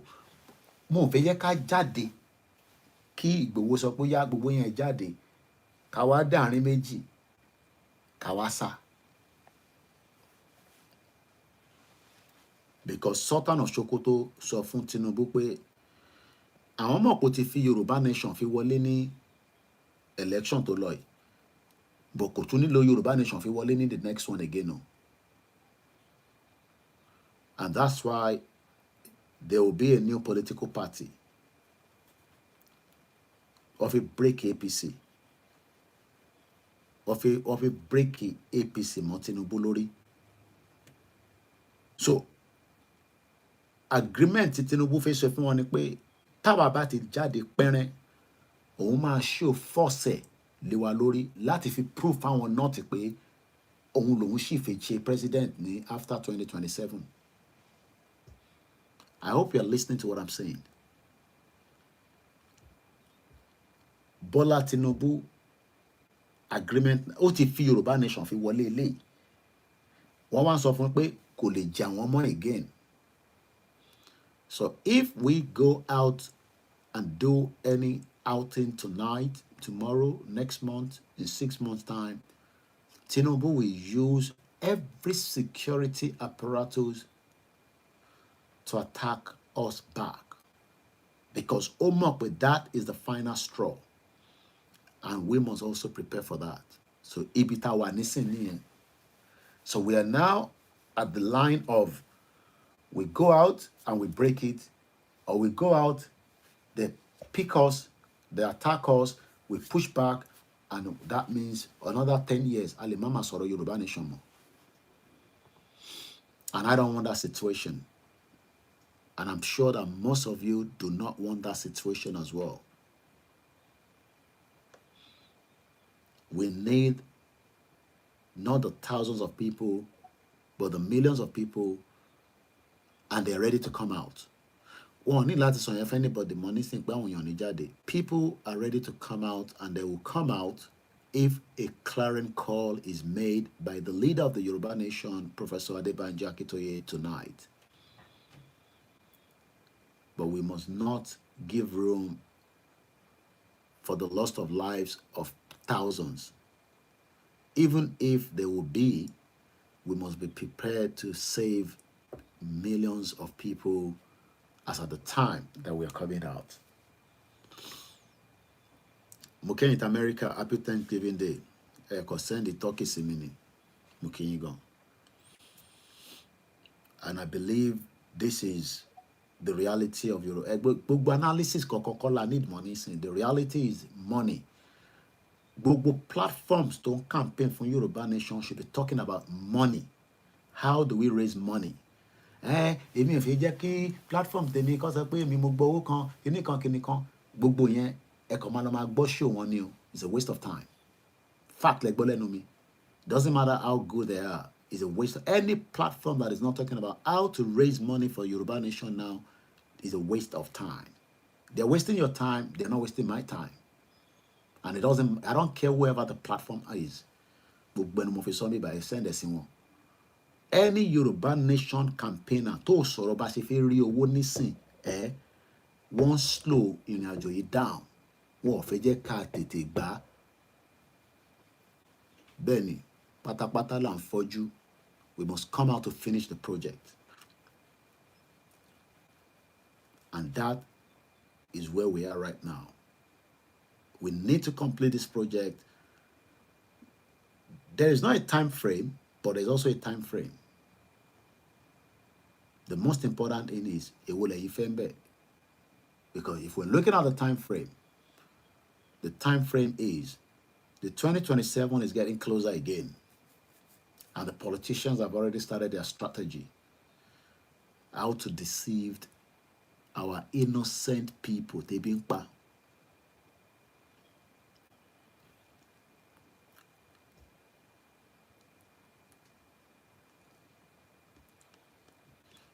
we should start recruiting 100,000 warriors. Who is going to fund it?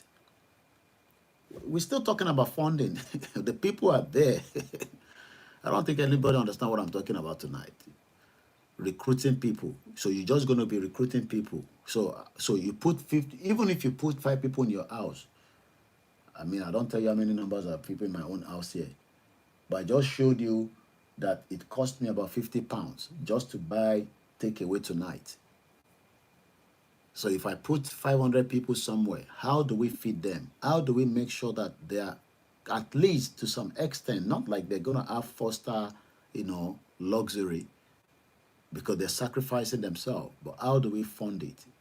That's the reason why I'm talking tonight. One sort of funding, and so we warriors. We have the people there. We can recruit more.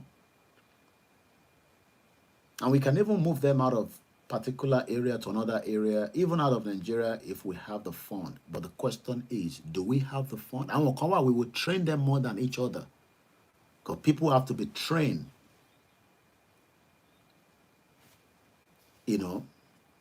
more than each other. Are we going to train them? The question is, who is going to fund all these? And how do we fund it? It's going to fund all. Only ìbéèrè tí mo ń bi gbogbo alálẹ̀ àbí láàárọ̀ yìí àbí lọ́sàn-án torí different time zone ní gbogbo wa wà. Ẹni tó wà ní Australia ti wà láàárọ̀, àwọn tó wà ní China ti wà lọ́sàn-án. And we have people watching us from all over the world. The movement is stabilized better than what it was just after, 2x2 did all the nonsense that she did. I can tell us that now. We are more stabilized,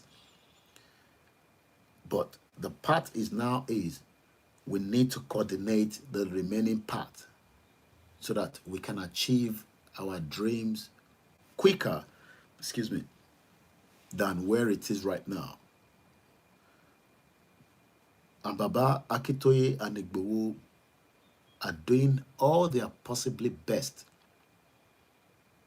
And that's all I can tell you.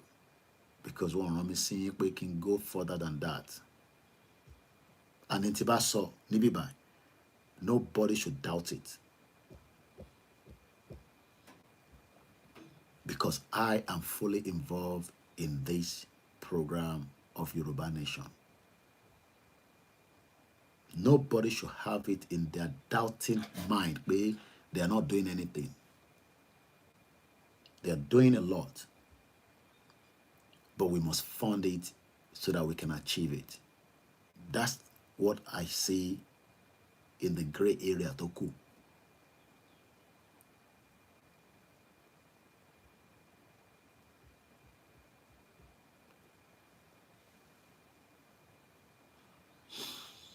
There has been a lot of rumors and all kind of, I've read from different platforms, and all that.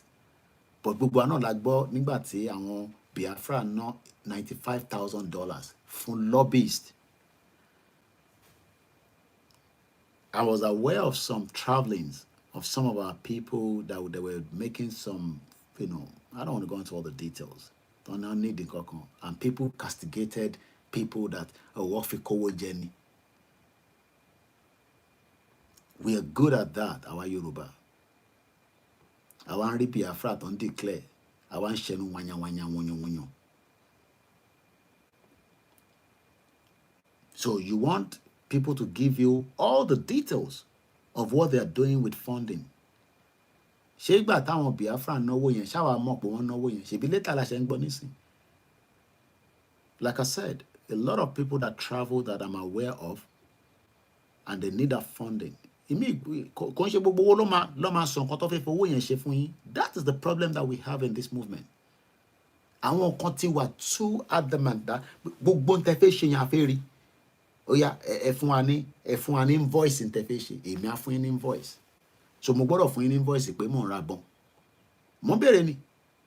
as a question. So tí bá ràbọn nísìn mo gbọ́dọ̀ sọ fún yín pé mi ràbọn. Tí bá tẹ̀ wá sọ lórí program pé mo ràbọn, yín gan ní sọ fún yín pé orí ò pé. Ebi wọ̀ sọ pé o smart ọ̀dẹ̀ ní ẹni. Tá bá rán àwọn èèyàn lọ síbì kan pé kó lọ ṣe one or two things, mo gbọ́dọ̀ sọ síta nísìn. So why are we like this?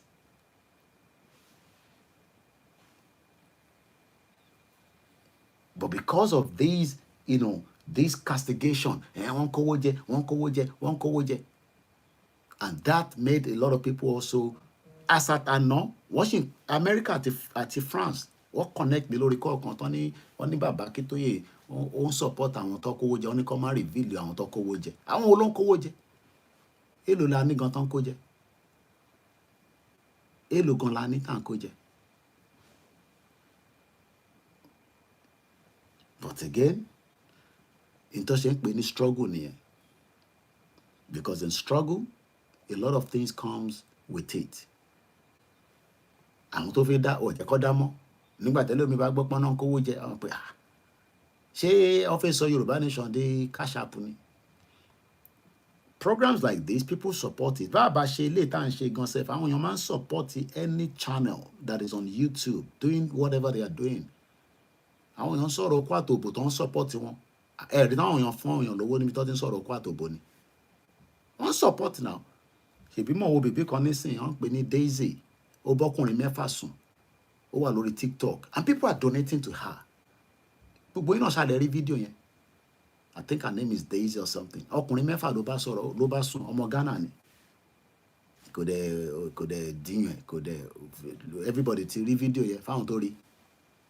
And people contribute to what she's still doing on TikTok. At least TikTok tí mo rí short view lórí ó dà kó wà lórí Linda Ikeji. Ẹ lọ sórí Linda Ikeji, ẹ rí girl tí mò ń sọ yẹn. Èyí tẹ́ bá ní Instagram, ẹ lọ sórí Linda Ikeji. Ọkùnrin mẹ́fà ló bá sùn, ọmọ Ghana ni. Ó wà lórí TikTok. Àwọn èèyàn dẹ̀ sì sanwó fún. Àwa wá gbé life risk agbedani. Ẹ wá expect pé káwọn kan máa support wa, kán máa fún wa lówó. Wọ́n gbọ́dọ̀ fún wa lówó now, because at the end of the day, they are saying something that you are doing táwọn ò lè ṣe. Apart from pé àwọn kan tó fẹ́ support the movement, ẹ̀ dẹ̀ ń dàrú, ẹ̀ ń bàjẹ́, ẹ̀ ń fẹnu yín dàrú, ẹ̀ ń fẹnu yín castigated. So nígbà tí beautiful sister mi àti daddy mi yẹn pè mí láti America àti France, sister mi yẹn wà very upset pé àwọn mọ̀ pé rọ́lọ́ ń pa. You know, and I said everybody has to be careful because already àwọn kan BP wọn ó ti rise ju ibi tó yẹ kó lọ lórí ọ̀rọ̀ ìrìn àjò yìí. But eventually there are some people there that wants to destroy the movement, and their job is to say what you kówó jẹ, kò sí accountability, wọ́n kówó jẹ, and they fẹ́ gba Yorùbá nation. And it's because most of them, yeah, there's two accounts tó fi sílẹ̀ fún ti Ọ̀rànmíyàn yẹn. Tẹ́ bá send message sí mi lórí WhatsApp, màá send ẹ̀ sí yín. And I believe there's an update still going on the YSDM, so I don't know what is happening there. So I can't speak much on the YSDM for now. So our differences that we should put aside and work towards how our people will be free. Ìyẹn gan ló yẹ kó jẹ́ priority wa. Àti sọ differences wa, you know, we are putting our differences that is now affecting the movement. Ó easy fún yín kẹ́ jókòó sínú WhatsApp group. Ṣọmọ tán yìnbọn fún ní last year nísìn, tèmi sọ fún pé àlówó márúwá. Ṣé tó bá di náà tó bá dọ̀la nísìn, máa tún ní káwọn kan tó wá jáde. Wọ́n ní sọ pé orí ò pé Koiki, wọ́n jókòó sí abroad pẹ̀lú ìyàwó àtàwọn ọmọ ẹ̀, oníkàwá jáde. Kí ni ìtẹ̀ṣe sílẹ̀ fún wa tá máa fi jáde? That's the fact.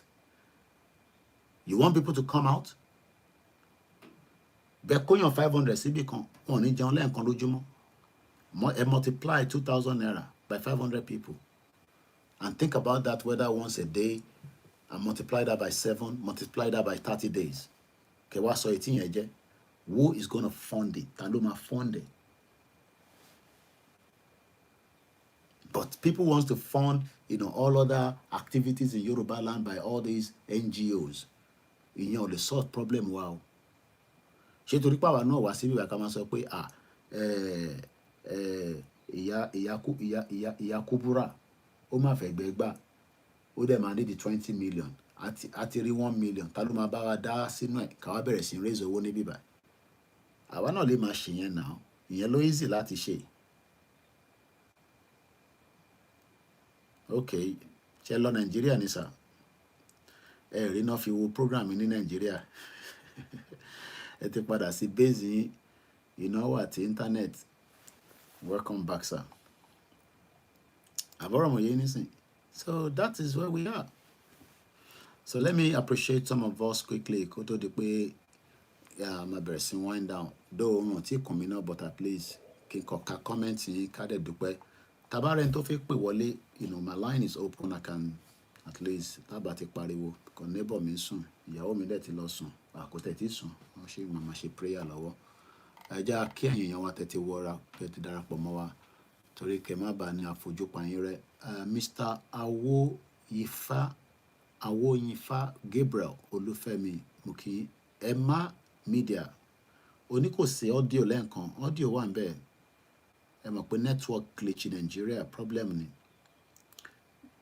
Mo ń gbọ́ pastor kan táwọn ti south east máa play nǹkan tó sọ lórí ọ̀rọ̀ Biafra ntí ẹ̀mí sọ fóun ẹ má doubt tó ṣẹlẹ̀ ní Finland o in tó ń bọ̀ wòtòwòtò gidi ni o tó bá ṣàn lọ sọ́nà south east wo lè dáadáa má sọ pé o gbọ́ kankan kò sí kankan tó ń ṣẹlẹ̀ online kó Japan lẹ lọ ìyẹn lẹ mú mi dání ẹ bá ti pè mí èmi náà fi lọ ìlú yẹn àwọn ìlú dáadáa ẹ bá ń káàkiri àwọn ìlú yẹn wà mọ̀ pé ó wáyé tó dáa.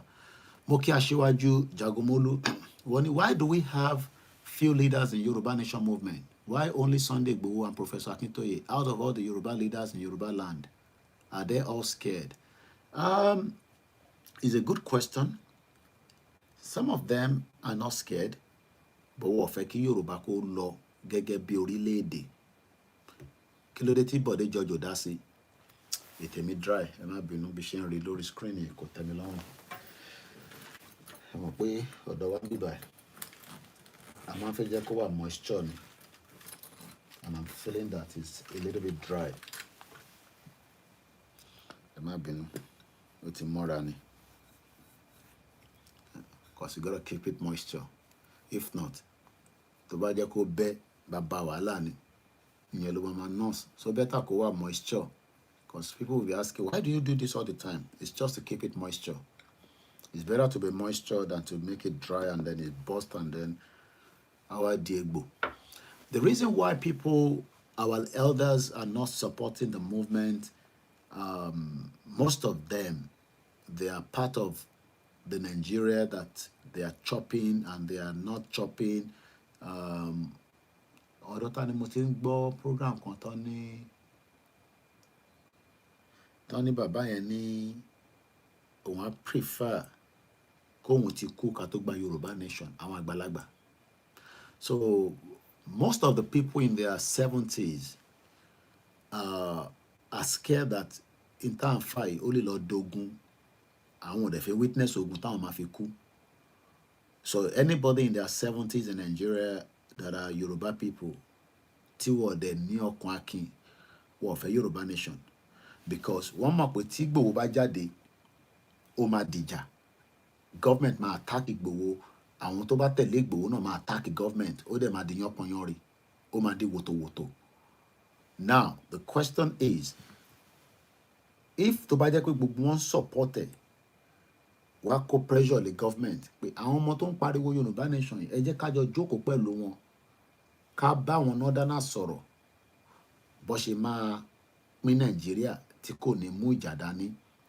But ṣé àwọn tí wọ́n endorse Tinubu nísìn tó jẹ́ àwọn Yorùbá ṣáwọn yẹn là ń dúró dè púpọ̀ nú wọn they are not going to support Yoruba nation campaign because wọ́n prefer bí Tinubu ṣe wà níbẹ̀ ọmọ wa ni ẹ jẹ́ kó ṣe ó dẹ̀ ti ń ṣe ó náà máa settle Nàìjíríà kódà gbogbo àsọdùn tó ń sọ Buhari sọ jù bẹ́ẹ̀ lọ. So I hope that answered the question. So out of all the leaders, Afẹ́nifẹ́re nísìn wọ́n ti pín sọ́nà mẹ́ta. Àwọn kan ní àwọn support wa, but àwọn ò lè fún wa ní full official endorsement. Ìyẹn tí àwọn tí bàbá Adébánjọ, mo tẹ̀wọ̀ bí bàbá yẹn ṣì wà láyé bí ó dẹ̀ ti lọ ní at 95. Kò mọ ògbúrò wọn lọ́jọ́ mẹ́ta.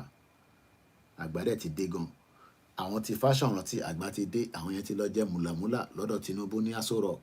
Tinubu ti sọ fún wọn pé èmi ṣàlẹ̀ ń bá ṣe, ẹ má tẹ̀lé Ìgbòho àti bàbá Akíntóyè o. Torí Tinubu mọ bàbá Akíntóyè àti Ìgbòho dáadáa o. Ó mọ àwọn méjèèjì dáadáa, kò ń ṣọ̀rọ̀ eré leléyìí o. Then àwọn olótú jẹ́ leaders wa nílé. Ìbándó de Gani Adams. Òun ò mọ ibi tóun lọ ń tiẹ̀. Ó ní òun ibi táwọn ọmọ Yorùbá bá ń lọ lòun ń lọ. Èmi ò rí pé ibi tọ́mọ Yorùbá ń lọ ní Gani Adams ń lọ o. Gbogbo ni mo fi ń sọ ní bíbá. Ta ló tún jẹ́ leaders? Ẹ fún mi lórúkọ wọn. If all these leaders stand sorry, especially the politicians, they are still part of our leaders or our elders, but they are not going to endorse it, because any endorsement of Yoruba nation by any one of them will be the end of Nigeria. Because at the end in Nigeria, we are going to bring out a new constitution. Even though we mo jáde lẹ́nu ọjọ́ mẹ́ta, mo sì ṣe bí ìtí bàbá Akíntóyè sọ pé ká máa kà fún yín. Mo ṣe bí méjì jáde. Mo sọ̀rọ̀ nípa rail, mo dẹ̀ sọ̀rọ̀ nípa mineral resources. Mo rí ẹ̀gbọ́n wa, kọ̀sẹ̀ ẹ̀gbọ́n wa náà ni gbogbo wọn jù wá lọ, àbí? Kí lorúkọ ẹ̀? Ìtò jẹ́ mineral minister.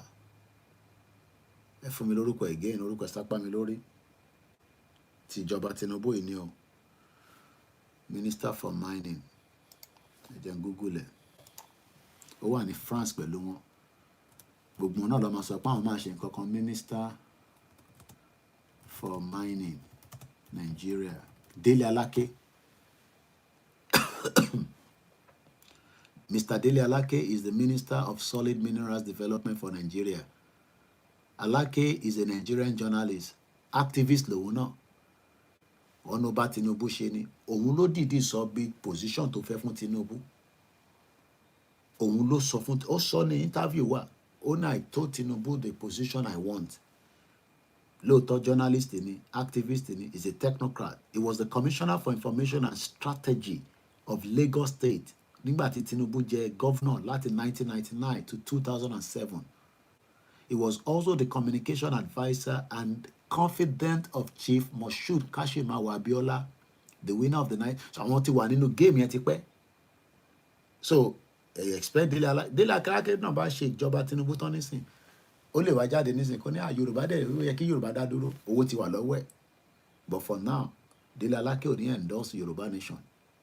They are all Eshegoni, Mr. Safety Domain. They are still all part of the Yorubas. To ẹ̀kọ́ sọ̀rọ̀, but center one in the government Tinubu ló máa sọ̀rọ̀. So àwa tá wá fi push out ní irú owó tí Dele Alake lásán ní lọ́wọ́. Bí Dele Alake ṣe wà nísìn, nothing less than $1 million ó wà lára ẹ̀ nínú position tó wà yẹn, because gbẹgẹmúnú owó ló wà yẹn. Because that is one of the sectors after the crude oil tó mọ́wọ́ wọlé fún Nigeria, solid minerals. And for you to be a minister in that sector, Dele Alake ní $1 million bó ṣe wà yẹn. Báwa bá ní $1 million lálẹ́ yìí, bí bàbá Akíntóyè gan bá declare, mi gan máa push wọn pé ọmọ kí ló ń ṣẹlẹ̀, bàbá yìí declare now. Màá dẹ̀ sọ fún Ìgbòho pé $1 million ti wà, ẹ jẹ́ ká lọ declare, kí ló tún bà wá lẹ́rù. But tẹ̀ ní $40,000 nínú account, ṣé yẹn la fi lọ declare. So ẹ jẹ́ kí a mọ ibi tó kù sí o. Tàbá dẹ̀ wà mọ̀ pé ní owó lọ́wọ́, pé Koiki ọmọ, ó dà pé àwọn diaspora tó yẹ kó fund the project yìí, wọ́n wà in doubting Thomas. Wọ́n sì fi máa dá sọ́rọ̀ Àgbàlá Gabriel, Oríyọmí Àmùzáàtì, Kokun Foundation, ẹni tó rí ń fọ́ ká dá sọ́dọ̀ bàbá Gbàgede mọ̀. Èmi ò kúkú raise owó kankan fẹ́ni kankan bíbá, yàtọ̀ sáwọn tó bá jẹ́ Yorùbá nation nìkan la lè raise owó fún. Èèyàn kan rí fọ́ kíní kan, that means pé tá bá jẹ́ pé ní rí funding, ẹ jẹ́ ká ti agídí bọlẹ̀ o, ká lè tètè gbàrà wálẹ̀ o. ẹ jẹ́ ká ti agídí bọlẹ̀. Agídí yẹn dẹ̀ ni pé tá bá wá ń dúró pé bàbá Akíntóyè ló máa wá sọ fún wa pé ká ta agídí bọlẹ̀, a máa pẹ́ o. Torí bàbá ti sọ, wọ́n ti sọ mind tiwọn fún wa at 89.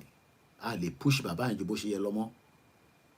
Àwa tá fẹ́ lọ la máa wá ta agídí bọlẹ̀. Tá bá wá ta agídí bọlẹ̀ tí wọ́n bẹ̀rẹ̀ sí halẹ̀ mọ́ wa, Ìgbòho á mọ tó máa ṣe. I'll leave it like that. Ọlọ́gbọ́n ló máa yé, òmùgọ̀ ló máa béèrè pé kí n túbọ̀ ṣàlàyé fáwọn. Mo sọ̀rọ̀ nípa mineral resources nínú program tí mo post out.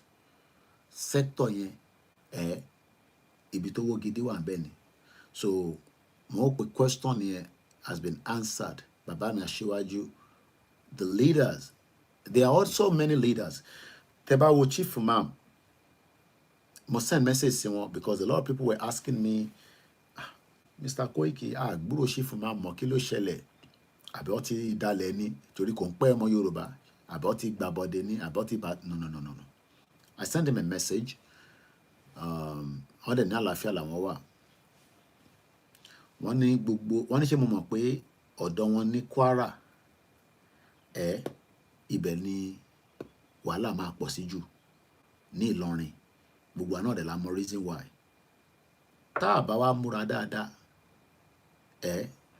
kí lẹ rò kó máa ṣẹlẹ̀ ní Ìlọrin? Ọlọ́run máa kọ́ lé gbogbo àdánù. So Chief Imam ń ṣe wọn bá tó lè ṣe in preparation for any eventualities with the little resources. And I believe I saw another video of him. Video méjì tó send sí mi, mo posted.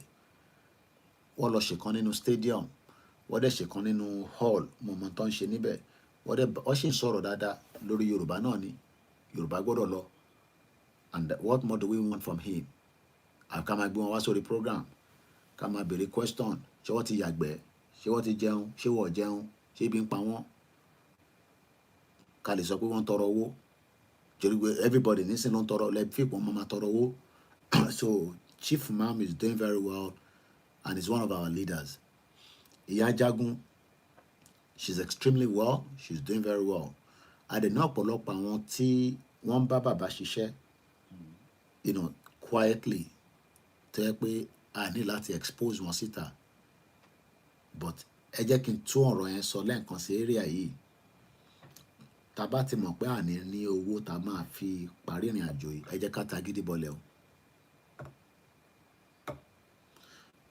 Mo kàn try láti rọra ṣọ́ ọ̀rọ̀ sọ ni.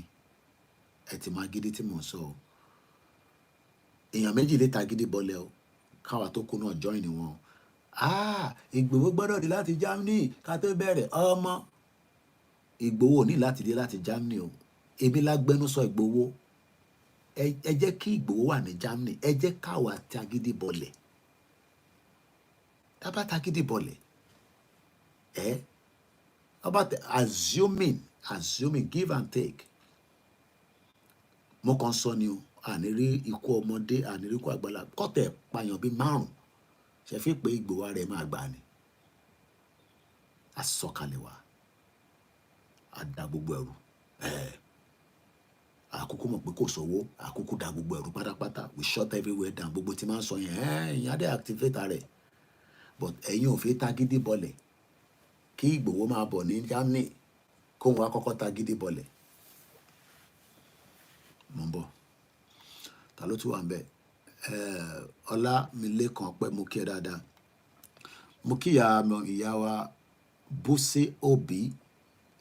Can Yoruba do like Biafra when there is no more love? Ọ̀tẹ̀ àti rìkíṣí ni.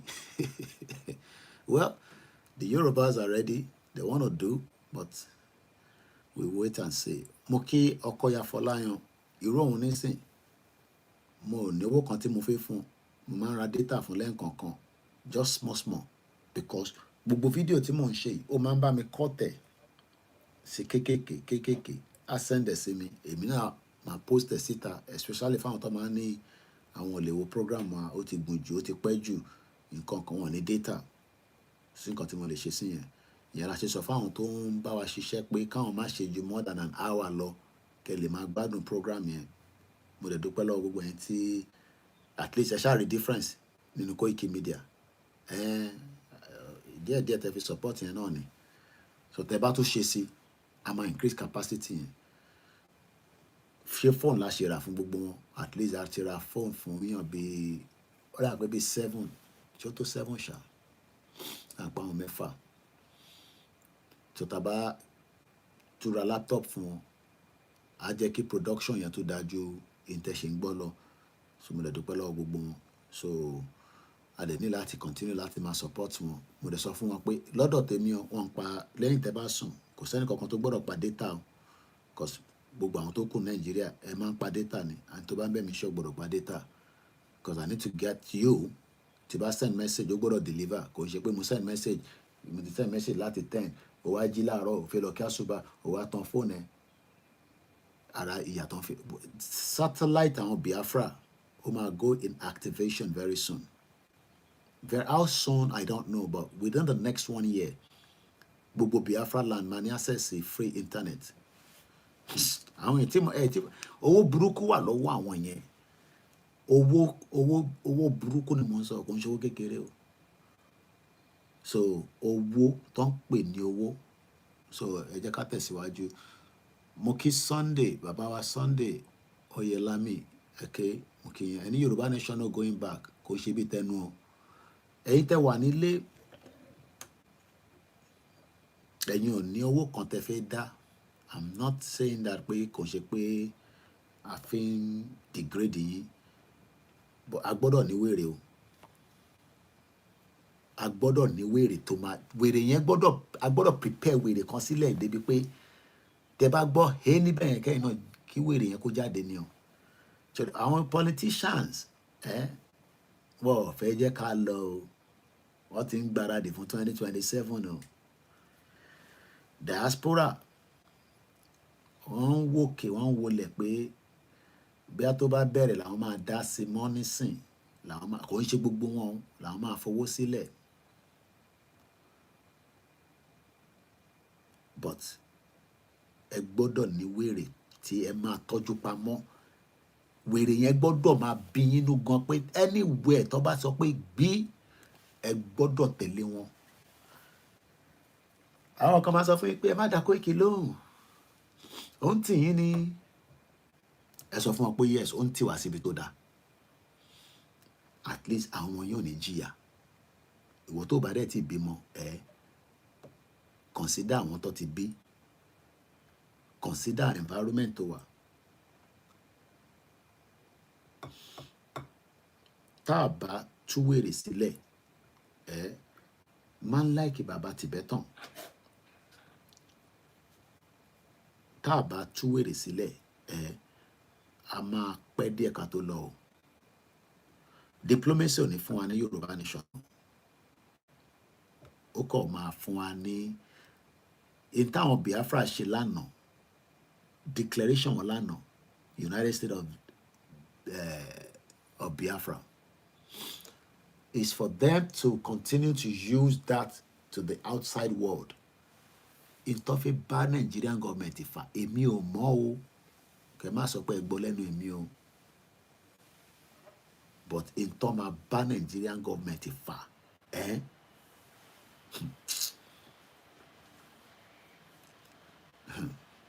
well, the money is right there in Nigeria. But again, ṣé Davido ló máa fún wa lówó? Ṣé Burna Boy máa fún yín lówó? Ṣé Tiwa Savage máa fún yín lówó? Ṣé àwọn actresses, actors tó jẹ́ ọmọ Yorùbá máa fún yín lówó pé kẹ́ fi ṣe movement? Ẹ má ká tọ́ra wa o. Gbogbo wọn lọ monitor tó ń lọ, wọ́n dẹ̀ fi dá sí o. Bàbá jókòó lórí pé diplomacy 10 years from now àìtẹ́ tí débi kankan. So ẹ prepare mind yín o, ká mọ ibi tá à ń lọ. Mo kí bàbá mi alàgbà, ẹ ṣé gan ni, àrólé Davidi, àdúrà wa máa gbà dáàdì. Gbogbo ẹ̀yin pastors, gbogbo ẹ̀yin wòlíì, gbogbo ẹ̀yin tẹ́ ń gbàdúrà lórí òkè pé Ọlọ́run báwọn Koiki ṣe ń ṣe wàhálà ẹ̀, à ń bẹ́ẹ̀ ni. jẹ́ kí èdè àti àìyedè kó bá Tinubu àtàwọn northerners kó tẹ̀ fọ́gi mọ́ lórí kó sunkún wá bá wa nílé padà ká bá fọ́gi mọ́ lórí kó wá sunkún wá bá wa owó kúkú wà lọ́wọ́ òun bọ̀bọ́ ṣe ń fọ́gi mọ́ lórí ó ń sọ fún wọn pé ó sì tẹ́ òun lọ́rùn àdánwò ní Tinubu yìí báwo ló ṣe wicked báyìí àdánwò àgbákò ni àwọn kan ní ó máa ṣe nǹkan kan fún yín ẹ̀mí ni gbogbo àjọ wa Prince Adébáyọ̀ ṣe tí mo kí yín o ìyá mi Ìrètí Èbísùwà mo pronounce orúkọ yẹn dáadáa níjọ́ òní wọ́n fẹ́ lè má fẹ́ fún mi lówó mọ́ mo kí yín o ìyá wa Dúpẹ́ Agboola wọ́n ní good evening my dear brother and happy Thanksgiving from here to you and everyone on the platform the enemy of Yoruba Nation movement will start to pie bẹ́ẹ̀ ni a gbọ́dọ̀ máa lo èdè yẹn torí YouTube àtàwọn Instagram so gbogbo yín máa pie ni a máa rówó yẹn gbà lọ́wọ́ wọn bọ̀ tí nígbà tá àìtí ìdàrú báwo la ṣe fẹ́ lọ gbowó lọ́wọ́ wọn tá a bá tu wèrè sílẹ̀ nísìn owó ń bẹ nínú ṣùkùnú àwọn ilé yẹn àwọn ilé tẹ́ ń rí ní Banana Island yẹn owó ń bẹ nínú bẹ̀ gbogbo àwọn olóṣèlú yẹn inú ilé ló ń tọ́jú owó sí gbogbo safe kínní wọn a máa fọ́ gbogbo ẹ̀ tá a máa kówó jáde but nígbà tá àìtí tu wèrè sílẹ̀ báwo la ṣe fẹ́ ṣe yẹn so àwọn kan dẹ̀ ní pé Koiki nìkan ló fẹ́ tú wèrè sílẹ̀ àwọn ò fẹ́ tú wèrè sílẹ̀ Mr. Jaiye TV ó tó jọ́ mẹ́ta mo kí n bẹ̀ ọ́ bàbá mi Reverend Yomi Adéyẹmí ẹ send the YouTube channel ṣé àdúrà ló wà ń bẹ ẹ jẹ́ wọn tó wà nínú ẹ jẹ́ n copy ẹ àwa like àdúrà níbí báyìí Ọlọ́run gbàdúrà wa o platform yìí mo sọ fún yín you are going to a link outside Facebook kí ló kàn pẹ̀lú yẹn ìbádùrà ló ń ṣe ń bẹ àmọ́ tó ń ṣe ọṣà send the YouTube channel kan sí mi mo kí yín sà Ọlọ́run túbọ̀ máa sọ agbára àdọ̀tun ẹ bá sọ fọ́lọ́run kó jọ the secret of suicide bombers 3 hours ago ẹ ṣe parí yẹn ni ẹ darapọ̀ mọ́ wọn ní Nottingham níbi tó ti ń ṣe àdúrà ní Christ Foundation Ministry àdúrà ló ń ṣe níbẹ̀ overcome physical and spiritual abomination ilẹ̀ Yorùbá ti wà on a spiritual abomination agbọ́dọ̀ gbára ṣẹ́rí kò sí àní-àní agbọ́dọ̀ gbára wa ni kò sí ọ̀nà méjì kan àdúrà la máa fi gbà ni a máa tú wèrè sílẹ̀ ni a máa bẹ Ọlọ́run ni a máa bẹ àwọn ni agbọ́dọ̀ gbára wa sílẹ̀ because báwo ni Britain ṣe ń pa 64 billion naira owó visa ní ọdún kan 64 billion owó tó pa bí dẹ̀ ṣe ń gbọ́ nísìn the new British visa center tí wọ́n náà ṣe ṣe I don't know how true it is mo ṣe ń ṣe investigation mi wọ́n ní Yẹmí Ọ̀sínbàjò ló wà behind it ọlọ́run about àti wọ́n one chance I don't know how true it is but tẹ́ bá rí i pé ní November 19 British ti create another new visa center wọ́n pè ní wà lórí Twitter wọ́n ní bàbá Yẹmí Ọ̀sínbàjò bọ́wọ̀ ní sọ fún yín because àwọn bíi India ló máa fi sí front ẹ̀ àwọn ọlọ́mọ máa ẹ̀jẹ̀ àti mọ gbogbo géèmì yẹn àwọn ọlọ́mọ máa bá wọn gbogbo hòtẹ́ẹ̀lì tó ń bẹ ní Nàìjíríà pátá olóṣèlú ló ní gbogbo ẹ̀ wọ́n tẹ̀ sọ fún mi pé àwọn hòtẹ́ẹ̀lì kan ti rise ní Ìbàdàn nísìn wọ́n ní Ṣèyí Mákindé ló ní màá dárúkọ hòtẹ́ẹ̀lì yẹn but not today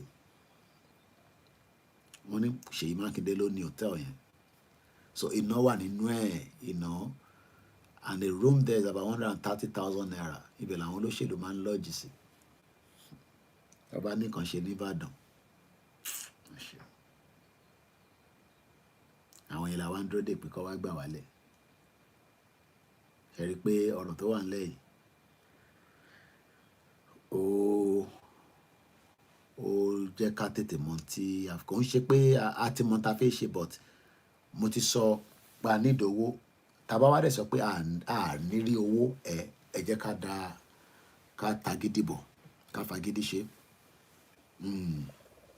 tàbá kò ti mọ̀ pé kò ní sí owó tá a máa rí ó máa pẹ́ ẹ jẹ́ ká fi agídí ká ti bọ̀ mo kí bàbá wa Johnson Ṣọlẹ́yò mo kí yín jẹ́ ká lọ sórí the next page wa lórí Facebook akọ́sáré kí àwọn nǹkan tó bọ́ sórí Instagram àti àwọn platforms tó kù.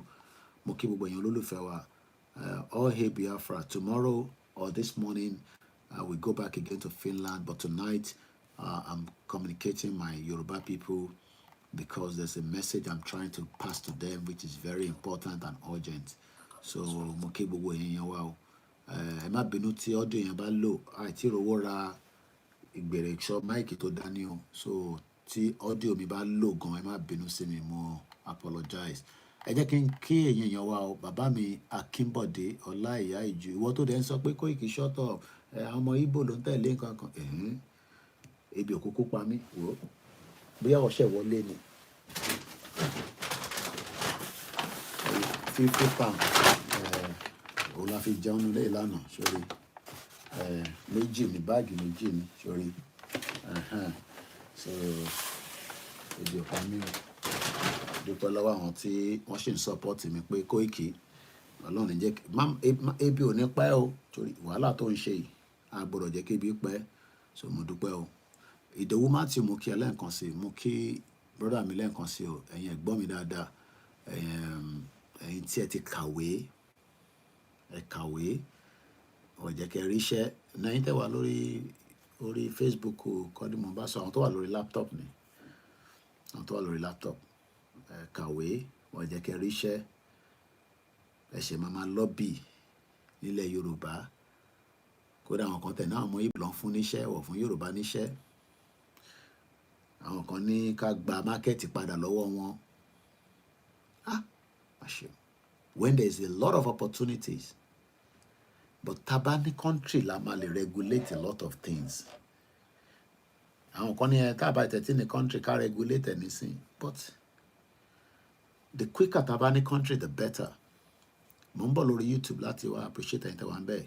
Ìdòwú Matthew mo kí ẹ, mo kí brother mi ẹ̀gbọ́n mi láti Dallas America next year, mo gbọ́dọ̀ débẹ̀ agbára Elédùmarè tí bá ti ń bọ̀ máa jẹ́ kí gbogbo yín mọ̀. Bàbá wa Gbọ́lá Olúwafẹ́mi àtijọ́ ẹ̀ka débi state mẹ́ta bí mẹ́rin tẹ́ bá ti fund ẹ̀ ni o, but for now ká ṣe ìtẹ̀wò kí ló fi ṣẹlẹ̀. BJ Diamond mo kí yín o, ẹ tẹ̀tù ṣe ọ̀rẹ́ Rẹ̀mí Tinubu, ẹ bá sọ fún Rẹ̀mí Tinubu pé kó sọ fọ́kọ ẹ̀ pé àwa Yorùbá fẹ́ dá dúró. Àríyọ̀ Ọlámídé mo kí yín, ẹ jẹ́ ká lọ sórí YouTube ká dúpẹ́ lọ́wọ́ ẹ̀yin èèyàn wa torí a fẹ́ máa mú ètò yẹn wálẹ̀ torí àwa náà fẹ́ kó máa ju 2 hours lọ, ó dẹ̀ ti ń súnmọ́ díẹ̀díẹ̀, but ká appreciate gbogbo ẹ̀yin èèyàn wa tí ẹ ti darapọ̀. Mo fẹ́ ka àwọn comment yín, máa gbé lọ sókè ká lè appreciate yín. Ẹlòmíì ti lọ sùn, ẹ má bínú pé as usual tí mo sọ fún yín pé kò sígbà tí mo lè jáde. Aago 4 lọ́dọ̀ tí yín, aago 3 fẹ́ lọ́lù lọ́dọ̀ tiwa, a dẹ̀ ti ṣe almost 2 hours which is the normal hours tí mo fẹ́ ṣe náà. Bàbá mi Theophilus Akíntúndé mo kí yín sà, Adélẹ́yẹ Táíwò mo kí yín, mo kí ìyàwó Ọ̀gbọ́frin Fọ̀n ọlọ́mọ yẹn kí n jẹ gbà lálẹ́ yìí o, màá kọ́ sọ pé Ismaila ó dà pé ìyẹn make sense kí n má masaka orúkọ yín. Simi 857 afẹ́ ìjà ní ọ̀sán ẹ̀, but as usual my platform, not that we can agree and disagree, but lórí àwọn ọmọ Biafra we can't look, gbogbo àná là ní lọ́wọ́, àwọn ní lọ́wọ́ àwa náà ní lọ́wọ́, so let them go, that's all. So ẹ má rò pé bóyá we are here to bring Yoruba people down because of Biafra. I'm not going to do that. I always say it, the Yoruba come first before anything else. So anytime I log Instagram, ó máa lọ bọ̀ máa padà wá ká tó máa round up. So probably another 5-10 minutes ká kọ́ fi kí àwọn èèyàn wa náà ni. Mo kí gbogbo anytime I log Instagram as well. Mo kí brother mi, mo mọ̀ bí ọkùnrin ni bí obìnrin anyway. Simi 857, but Simi ẹ fẹ́ dàbí orúkọ obìnrin. Kan tí wọ́n bá gbọ́ Simi, but ó lè jẹ́ ọkùnrin ló wà behind it. Favour Yakubu, good morning. Koiki, can you please send me the link to the convention? I misplaced mine. Link ike. Oh, okay, the YouTube link. Ẹ bá ti lọ sórí Koikimedia, ẹ rí ń bẹ̀. Ó wà ń bẹ̀. Kódà mo ti download video mi torí, like I always say, èmi ò lè afford kí YouTube àti Facebook kó lọ gbé channel mi lọ. So every one of my videos is in my archive, and I keep it there for the future because lọ́jọ́ iwájú I will document it properly. Tabati ní owó, we will convert it to where people can watch it without internet. So 7 o'clock, níbo ni 7 o'clock. Oh, ẹ̀yin tẹ́ wà ní Dubai kọ́ ní àbí 1 2 3 4 5 6 hours ahead. Ìlú wo ni ẹ kẹ́ ní 7 o'clock. Igbo tí ó ti lọ kíní kan Igbo ti lọ already. Àwọn ti lọ. Jẹ́ ká move quickly. Favour Yakubu Mokinyi, guns, very important address is not there. Kí àwọn jùgùnù má lọ jẹlẹ̀kùn Mr. Koiki sílẹ̀ o. Yorùbá yẹn ò yé mi dáadáa. Ẹ̀gbọ́n mi Tony Aegis Mokinyi. All-Star Yoruba TV. I am happy these days comes to see the road liberty contribute $20. You'll be shouting wọ́n ti kó bẹ́ẹ̀ ni wọ́n bá dá $20 wọ́n ní wọ́n ti kówó jẹ. Sherry or Okowoje, let me say this. Everything will still be accountable for, but don't expect everything to be given to you as, look, British government, ìlú tá à ń gbé, àwọn owó kan wà tó ń lò tí wọ́n ní sọ fún wa. Wọ́n kàn sọ pé àwọn budget fún kan báyìí, but wọ́n ní fún yín ní gbogbo breakdown ẹ̀. This movement has to be secretive as well. Tábà ti di pa ń jáde à ń sọ fún yín pé a ní káwọn kan lọ ṣe nǹkan báyìí. Kò á ti sọ de àwàdà kẹ́ríkẹ́rí nìyẹn. Oh, UAE. How many hours in UAE? Okay. 1 2 3 4 5. Okay, 5 hours ahead. Yeah, you're right. Ó yẹ kí wọ́n kí yín níbẹ̀ yẹn náà. Owó náà ni. Ṣáwà tá àtẹ̀ tí èrè owó ṣe so many things láti máa fowó ra tíkẹ́ẹ̀tì máa káàkiri. You know, irú olóyè gbowó àwọn European countries ó yẹ kó bá wa tọ́ ẹ̀ kó lọ America. Gbogbo àwọn kìíní owó ni. Àwọn tó wà l'America kí gbowó lọ síbẹ̀. Ṣé bá rí Nnamdi Kanu lọ ṣe town hall meeting. Bá tẹ̀ ṣe rally l'America ká ṣe town hall meeting. Wọ́n máa gba hall gbogbo kìíní yẹn. So, you know, things has to be funded. So mo kí brother mi All-Star Yoruba TV pé I'm happy to see you back on the thread. Keke Okuz mo kí ẹ lórí Instagram. Mr. Tajuddin mo kí yín náà. Ẹ̀yin náà ṣé UAE lẹ́yìn náà wà. Àwọn èèyàn ríṣẹ́ ṣe ní gbogbo bẹ̀yẹn mọ́. Àṣọ kan sùn ọ́n jí. UAE mo gbọ́ pé àwọn èèyàn máa múra bẹ́ni tó ń lọ síbi iṣẹ́ láàárọ̀ kọ́lọ́pàá má bàa dá wọn dúró. Mo kẹ́hìn tẹ́ wà ní Libya. Àdẹ̀kú palẹ̀mọ́ àwọn youth fẹ́ ṣe program kan ní on the 13 àwọn prophet Ológunlúwa. So mo kí ẹ̀gbọ́n mi lẹ́ẹ̀kan sí Òkìkí Ọlámilékan ẹ ṣé gan. Mo kí ẹ̀ tẹ́ wà ní Canada. John mo kí ẹ ta ló tún wà bẹ́ẹ̀. Bàbá mi Benjamin Adumati ẹ kú ànáwọ́ sí. Mo ń bọ̀ wá kí ní Germany láìpẹ́ yìí. Gbogbo bẹ́ẹ̀ náà mo fẹ́ next year. Náà fẹ́ rìnrìn àjò ká tọ̀ káàkiri. Mo kàn ní lọ sí African country bíi Kenya kankan. Ẹ̀yin á lọ Kenya máa lọ mọ́yàn wá. Wà lọ múyàn mọ́lẹ̀ ni. UAE is 4 hours ahead. Yes, 1 2 3 4. No, kò lè 1 2 3 4. Yeah, 4 hours. Yeah, because aago mẹ́ta làwa wà nísìn, so 4 hours ahead. Mom sí mi náà like Dubai yẹn gan báyìí. Wọ́n kàn lọ lẹ́nu ọjọ́ mẹ́ta ìmọ̀ ni. Ìyá yẹn máa travel káàkiri. Mo kí bàbá mi Benjamin. We Yoruba and many around the world, I think we should start tasking ourselves because without money we can't do anything. Benny, you know, without money we can't do anything. Àwọn Biafra tẹ́ ń rí yẹn, owó náà wọ́n náwó gidi o. So kọ́lọ́n jẹ́ kí àwa náà rí owó náà kí a lè rí àṣeyọrí. Mo dẹ̀ mọ̀ pé àṣeyọrí ti wà. Àwọn èèyàn kàn wò pé because irú àwọn tó pè lánàá nísìnyí wọ́n ní Chicago àti ìlú kan ló ti ń sọ pé bàbá Akíntóyè ó ń cover up fáwọn kan pé kó má ba expose wọn. Ṣé yẹn lẹ́yìn fẹ́ máa gbọ́ nísìnyí kó máa expose wọn fún kíni? So like I said, I was aware of some travelings that doesn't need to be accounted for. Ká máa sọ fún yín pé wọ́n lọ sí bíbá wọ́n lọ sí bíbá. So tó bá tẹ request owó àwọn owó yàn fẹ́ ra òkèèyàn márùn bá lọ sí ibì kan nísìn owó ticket ká sọ pé bí a bí 800 ẹ multiply it by 5 people kó tó sanwó hotel. Àmọ́ ibòmí dẹ̀ wà tẹ́ pé you know, we can't be giving you all the details. But again, you know, ẹlòmíì jókòó, kí ló ń sọ níbẹ̀ yẹn, you know, I don't know. So, like I said, ẹ̀yin tẹ́ wá lé, táwọn èèyàn bá náwọn ọ̀dáwó mọ́, ẹja àtúwèrè sílẹ̀ o. Ìdí mi kọ́ máa sọ nìyẹn. Torí ọ̀rọ̀ yẹn á máa pẹ́ o. Mo kí ẹ Patrick Inweke, Tony Ages, mo kí ẹ All Star Yoruba Nation, mo kí yín lẹ́ẹ̀kan sí brother mi. Adẹ̀dúpẹ́ pé mo rí yín padà. I blocked him, but I have to go back and unblock him. And I saw a lot of people tí mo ti block. Àwọn ọ̀sìnwín, especially àwọn tí dúpọ̀ ní tìrì. Ẹran tí gbà yẹn táwọn máa wá disturb wa, block gbogbo wọn dànù.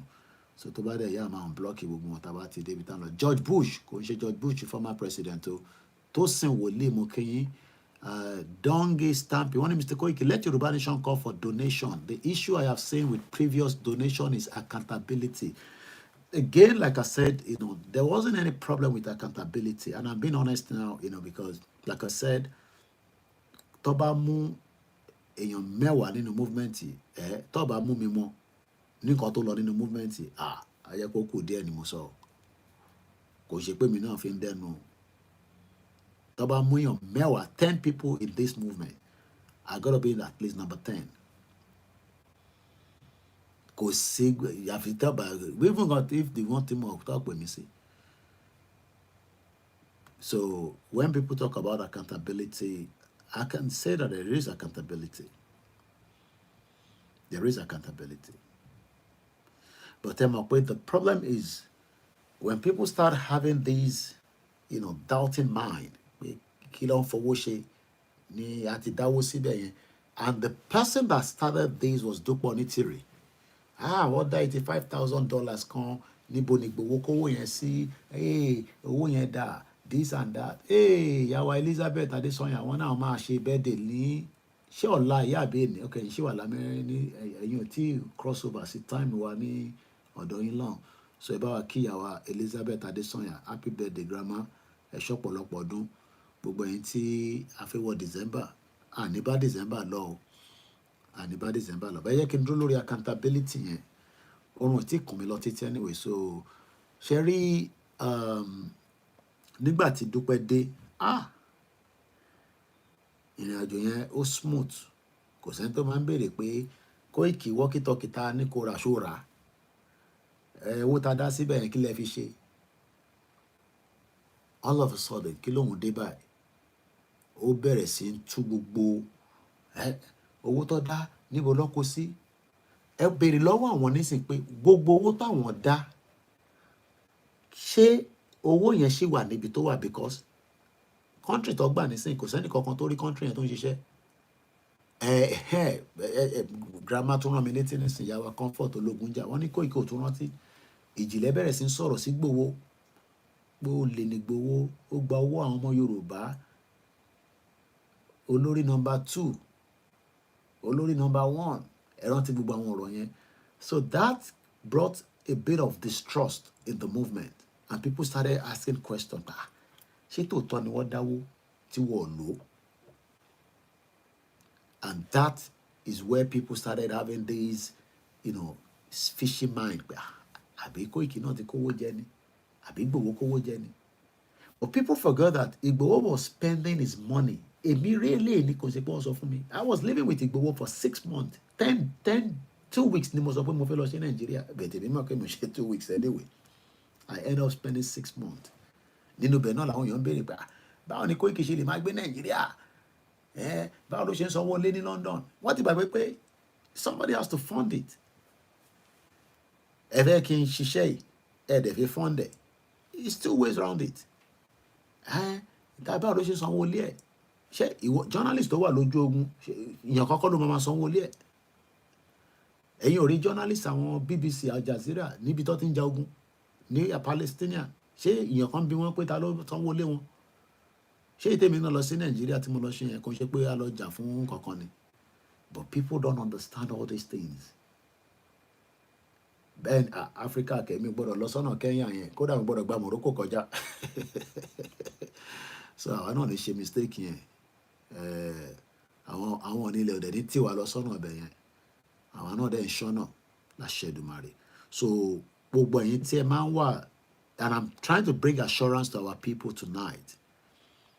There is still accountability in the movement. Kò lówó ni. Gbogbo owó tó wà nínú YSDM kò tó $40,000. I won't give you the exact figure, but kò tó $40,000. The statement was sent to me. I was also upset that money was returned back. But I want to just leave that for now, because tí bá sọ̀rọ̀ mo lè sọ̀rọ̀ tí kò jẹ́ kí n sọ níbí báyìí. But I will leave that for now. Torí journalist ò gbọ́dọ̀ sọ̀rọ̀ tán, gbọ́dọ̀ mọ̀rọ̀ dání torí ọjọ́ mi. So gbogbo ẹ̀yin tí wọ́n dáwó yín padà fún ìdí kan àbí ìdí kejì, wọ́n rectify problem here, and I hope they can rectify it quickly, so that people can have trust in the YSDM. Because a lot of people don't have trust in them again. And that's a fact. And I'm talking from the public opinion, not my own opinion. I have trust in them, but a lot of people don't have trust in the YSDM anymore. They believe the YSDM has failed us as a movement that is leading. We won't compromise iṣẹ́ Baba Akintoye. We won't jẹ́ kí iṣẹ́ yẹn kó jáde dáadáa. I disagree with it, but we got to take feedback. Doesn't matter how painful it is. The YSDM is not, so one need láti proof fún wa as we're heading into 2025. There's a bit of distrust between the Yoruba people and YSDM. So behind àwọn èèyàn ṣe dáwó síbẹ̀ mọ́, I don't know. Èmi ò dé lè gbowó Yoruba Nation. Yàtọ̀ sí pé mi bá jáde àfẹ́ṣẹ́ nǹkankan táwọn èèyàn support irú àwọn owó tèmi lè máa gbà nìyẹn. But pé àwa ń gba owó gbogbo Yoruba Nation kò possible. Irú ẹ̀ ni Máyégún fẹ́ ṣe tó díjàlẹ̀. Ẹ ti gbàgbé. Ṣé mọ̀ pé owó Yoruba Nation ni Máyégún fẹ́ gbà tó dí gbogbo jálẹ̀ láàrin wọn àtàwọn Baba Akintoye tó ń pè wọ́n lóríṣiríṣi orúkọ, tó ń pè Ìgbòho lóríṣiríṣi orúkọ. I don't have any problem with him again, but like I told him, bí bá bẹ́ẹ̀ dá kó bú Ìgbòho àti Baba Akintoye kì í má jáde fún léraléra ni. So kó ra máa ṣe tó ń ṣe lọ. Torí pé wọ́n ní kò lè gbowó Yoruba Nation, ó ṣe máa gbowó, ìwọ ṣe lè ta ni wọ́n tó máa gbowó Yoruba Nation dání sọ́wọ́. In tó díjà lẹ̀ gangan nìyẹn. Maybe some of you don't know, I'm telling you tonight. Ìyàwó mi ṣì máa wò, like I always say. Èmi ò ń follow ẹ̀ lọ títí, but mo ṣáà lè sọ fún ìyàwó mi kó máa wo program ẹ̀. Tó bá ti wò báyìí máa kọ́ máa wo nǹkan mí tèmi nàbí kí. Kò yẹ pé mò ń kí ń gbọ́ nǹkan tó ń sọ, but he's not straightforward. He doesn't know what he wants. So he doesn't know what he wants. So ó dẹ̀ ń sọ òyìnbó torí àwọn oníhùn lè máa sọ Yorùbá torí ó need àwọn Igbo audience tó dẹ̀ ń support ẹ̀ dáadáa financially. So bó ṣe jẹ́ nìyẹn. So accountability wà nínú movement wa, but problem ta ní ni pé Dúpẹ́ Onítìrì ló wọlé ló bẹ̀rẹ̀ sí sọ fáwọn èèyàn pé ẹ má dáwó wọn, owó tẹ̀ ń dá yẹn kò wà accountable, wọ́n ti kówó yín jẹ. Ìjìnlẹ̀ bẹ̀rẹ̀ sí sọ jágbajàgba, but Ìjìnlẹ̀ ò sọ fún yín pé wọ́n fund òun náà báyìí. At least Ìjìnlẹ̀ ti move ilé bí ẹ̀ẹ̀mejì nísìn, kò dẹ̀ ṣiṣẹ́ ní Turkey. Mo sọ fún yín pé story Turkey mo ṣe rap ẹ̀ dání sọ́wọ́ báyìí, ó ní reason. Níjọ́ tí bá máa review gbogbo tó lọ nínú Turkey yẹn fún yín, ẹ máa ń pè bàbá bọ̀bọ̀ Koiki yìí mo ṣe mú dání báyìí fáwọn reason kan tí mo fi mo mọ̀ọ́dún dání báyìí. Ìjìnlẹ̀ ṣiṣẹ́ kankan ní Turkey, wọ́n ṣiṣẹ́ kankan nínú Turkey. Wọ́n nọ́ọ̀kì níbẹ̀ ní má bínú ẹ̀ tẹ́ wà níbẹ̀. Wọ́n fi bẹ̀ gbowó jáde ni.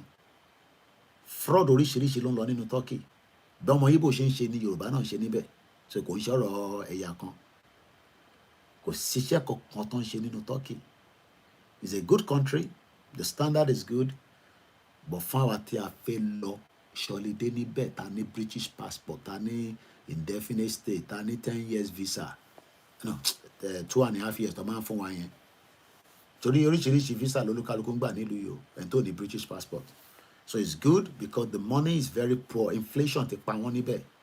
So tó bá ní Moki Masbi, so tó bá ní £200, tó bá lọ sí Turkey lẹ́yìn tó ti ra ticket, tó dẹ̀ ti sanwó hotel, ọmọ ọlọ́lá nìyẹn wàá máa jẹ ayé tó máa fi padà ní fún 10 days. Owó bẹ́ẹ̀ ti bàjẹ́ gan. Lira àwọn ti fọ́. Ibi tí mo sì mi lọ dáadáa ni. mọ̀mísí mi wà lórí ètò. Mọ̀mísí mi ti ń lọ Turkey nísìn ká tó bẹ̀rẹ̀ Yorùbá nation more than 10 years. Kódà ìgbà kan wọ́n ní ká lọ ra lé síbẹ̀. Èmi ni mo disagree pé ká má ra lé síbẹ̀. Tí bá tẹ̀ mọ́ ní àtijọ́ ká ra lé síbẹ̀. Olúwa ti mọ̀. Ìbí ìyá Estabod ra lé sí Turkey náà. Tó bá dẹ̀ ra lé síbẹ̀ wá fún ẹ níwèé. Ìyá Estabod Àṣàbí, I think she bought a house. I remember I saw some of her videos, you know. Yeah, 13 years ago ni mọ̀mísí mi ti ń lọ sí Turkey. So gbogbo ìtíjì lẹ́ ń ṣe yẹn bàbá cash app ló ń ṣe lọ́wọ́ nísìn torí òun nìkan ni mídíà tó ń sọ pé àwọn ti gba country táwọn nọgọmús kan dé accept pé ó ti gba country wọ́n dẹ̀ dáwó síbẹ̀ so kò sẹ́ni kankan tó ń ba challenge owó yẹn so bó ṣe jẹ́ nìyẹn so accountability wà nínú YSDM accountability wà nínú gbogbo owó tẹ́ ti dá. I can assure us that. And if I see any panky, look, I will come out and I'll talk about it. The reason there's a problem, we don't have the fund. Because in that Mori statement, even though we got in $40,000. Èyí yóò tó ra mọ́tò gan ní London. Tí bá ṣe padà sí London rate, $40,000 we about bí kò tó £30,000. Kò ra Nissan cash car, brand new. Ìyẹn làwọn náà ṣe Yorùbá nation. À ń ṣe Yorùbá nation lóòótọ́ but kò wà funded. £30,000 kò ra Nissan cash car 7-seater nílùú brand new. So kí la wá ń sọ? Mọ́tò tẹ́lómi ń gùn ní Amẹ́ríkà gan ju $40,000 lọ́nà. Mọ́tò tẹ́lómi ń gùn ní UK. Àwọn ìyá mi tó ń ṣiṣẹ́ níṣẹ́ nurse wọ́n gbọ́dọ̀ ní brand new car because tá bá lọ ń ra mọ́tò bí wàá tí Jálúpé a kàn máa dákẹ́ lọ́nà ni wọ́n á dẹ̀ máa létí débi iṣẹ́. So gbogbo àwọn tó ń ṣiṣẹ́ hospital nílùú yìí brand new lọ́ máa ń rà but wọ́n rà ní cash wọ́n máa sanwó ní monthly. Mọ́tò ẹlòmíì wọ́ ti especially tó bá tó wá lẹ jẹ́ pé àwọn obìnrin wa nílùú ilẹ̀ like Mercedes. Mo mọ reason tá ṣe like Mercedes gan ní tí bàbá mi náà gùn tó fi kú nìyẹn. Yorùbá people like Mercedes kọ́ mọ̀ pé inú Mercedes láwà ọ̀bọ̀kun ọlọ́yẹ. Mo rí bàbá kan níjọ́ nínú store èmi fẹ́ jáde mo ń dúró de Uber ẹ̀wọ̀n kémi ò ní mọ́tò bó ṣe jáde báyìí mo sense pé Yorùbá ni wọ́n inú Mercedes ni àwa la like Mercedes jù nílùú yìí. So accountability is in the movement but we need to talk about how to fund it or tabade sọ pé a fi fund it let's prepare for the worst case. Mo fẹ́ kí program yìí ju 2 hours 30 minutes lọ sọ ẹ jẹ́ kí sáré kẹ́yìn tó kù náà.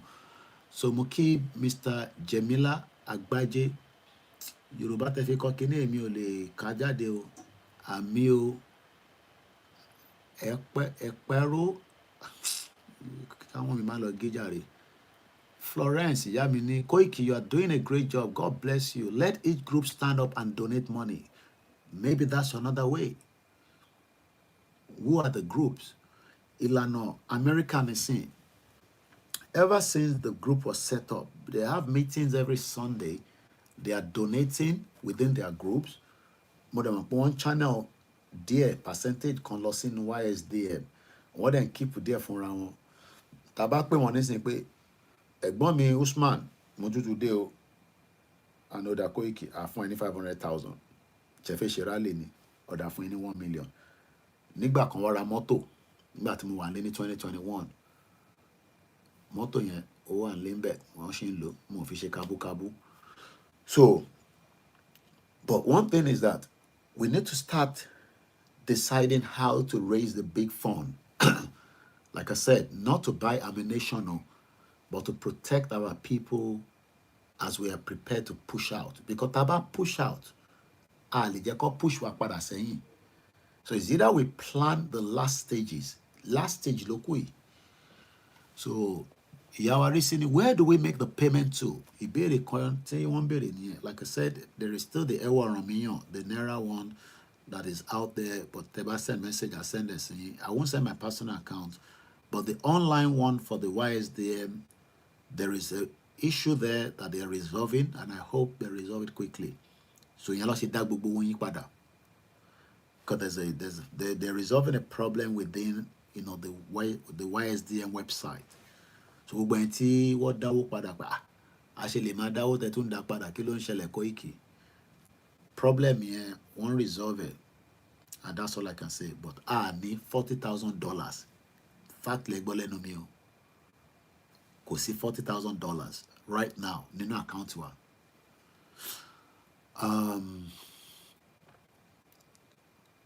Yomi Henry, please, can you post the error on your account?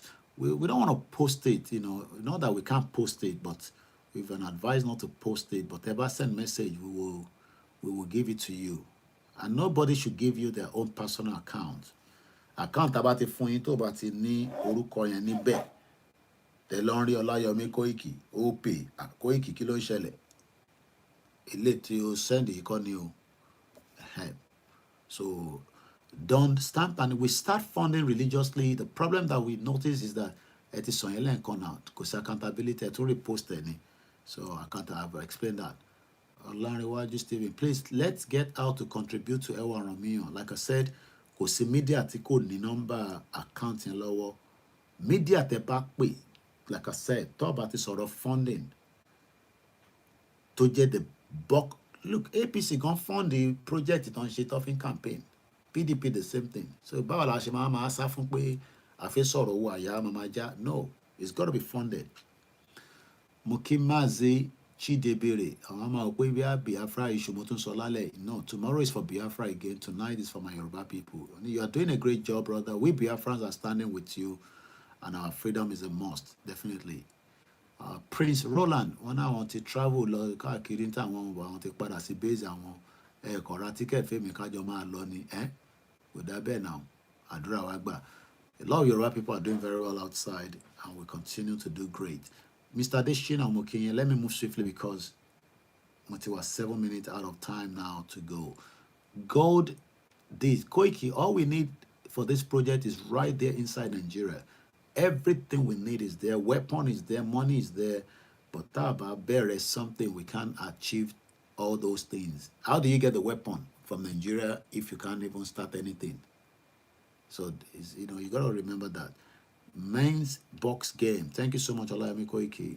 I've been away for a week, and I hope, you are enjoying the last few hours of my, outing coming back. I was just, relaxing and nothing more.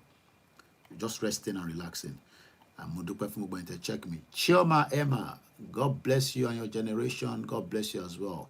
Koiki, I want you to confirm this Ruba back for me. Ruba is a virtual banking. Many people are still worried about all these Ruba. It's because it's a Yoruba man that is behind it. It's a fact. We are like that. Shimule, trust the Ruba. I opened Tide account. I never asked who is behind Tide account. The little money people give me goes through it. I buy something from it as well. I'm not expecting that when I need my money, it won't be there. But the reason why we are worried about Ruba is that not everybody is that, it won't Yoruba. It is not a full Yoruba, money like this. What I mean like this, this is, but it's okay. This is money. This one, you can feel it. Ruba, you cannot get the money like this. It is all transaction from one person to the other. Either you are sending to me or I am sending to you. That is what is only be Bishop Adeshina Shalaye. When we are fully have our country, Biafra are going to issue their money in this convention. Yeah. They are launching their money. What should they say? So we have not got to the stage yet to have our own central Yoruba account or no central Yoruba bank like CBN. When we get to that stage, that we are fully ready to declare. But before declaration, we must be preparing for how to protect our money, which is where Ruba came in from, is to protect you and your money. And even if you don't have any money, you can still have the account. Ruba koni koloma operate nile Yoruba. Look, like I said, but let me make sure. Because Yami comfort my binu ni sin pe Koiki. Ṣé àwọn be nse ko show eléyìí. Mo fẹ́ show yín ní this is another account. It's called Chase. Online account. I didn't go to any bank to open it. I just download the apps and boom. But if you're in Nigeria, you can't open this an account, okay? You have to live in the UK. All I need to then submit was my driver license. So what am I trying to explain? The reason why we're skeptical about the Ruba is because it is engineered by a Yoruba man. But we forget that it is the Yoruba people that were doing very well in the banking sector until Sanusi, Olori Buruku, that emir, destroyed Yoruba banking sector. Some even believe that he gave that to the Igbos.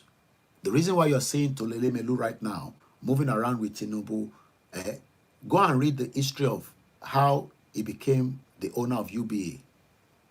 Gbogbo tí Yorùbá ní ẹ̀ka sí in the banking sector was destroyed by Sanusi. So Ruba, which is www.rbabanking.org, is a way to protect our money. Simple as that. Whether you have or you don't have it, it is not a full central bank for Yoruba people, but it is just to prepare us. And if you go back to read the Central Bank Act, 2 years, ni wọ́n fi prepare Central Bank Act before Nigeria became Nigeria in 1960. I've done a program about it before. I don't have the time tonight to be giving you all the nitty-gritty. Ọdún méjì ni wọ́n fi prepare Central Bank ti Nigeria tó ń lò lẹ́ni before independence of 1960. So if we are going to declare Yoruba nation in 2 years, which I pray we do, we must prepare our own money in preparedness for such. From this convention going on in Finland, in pronunciation is there, right, sir?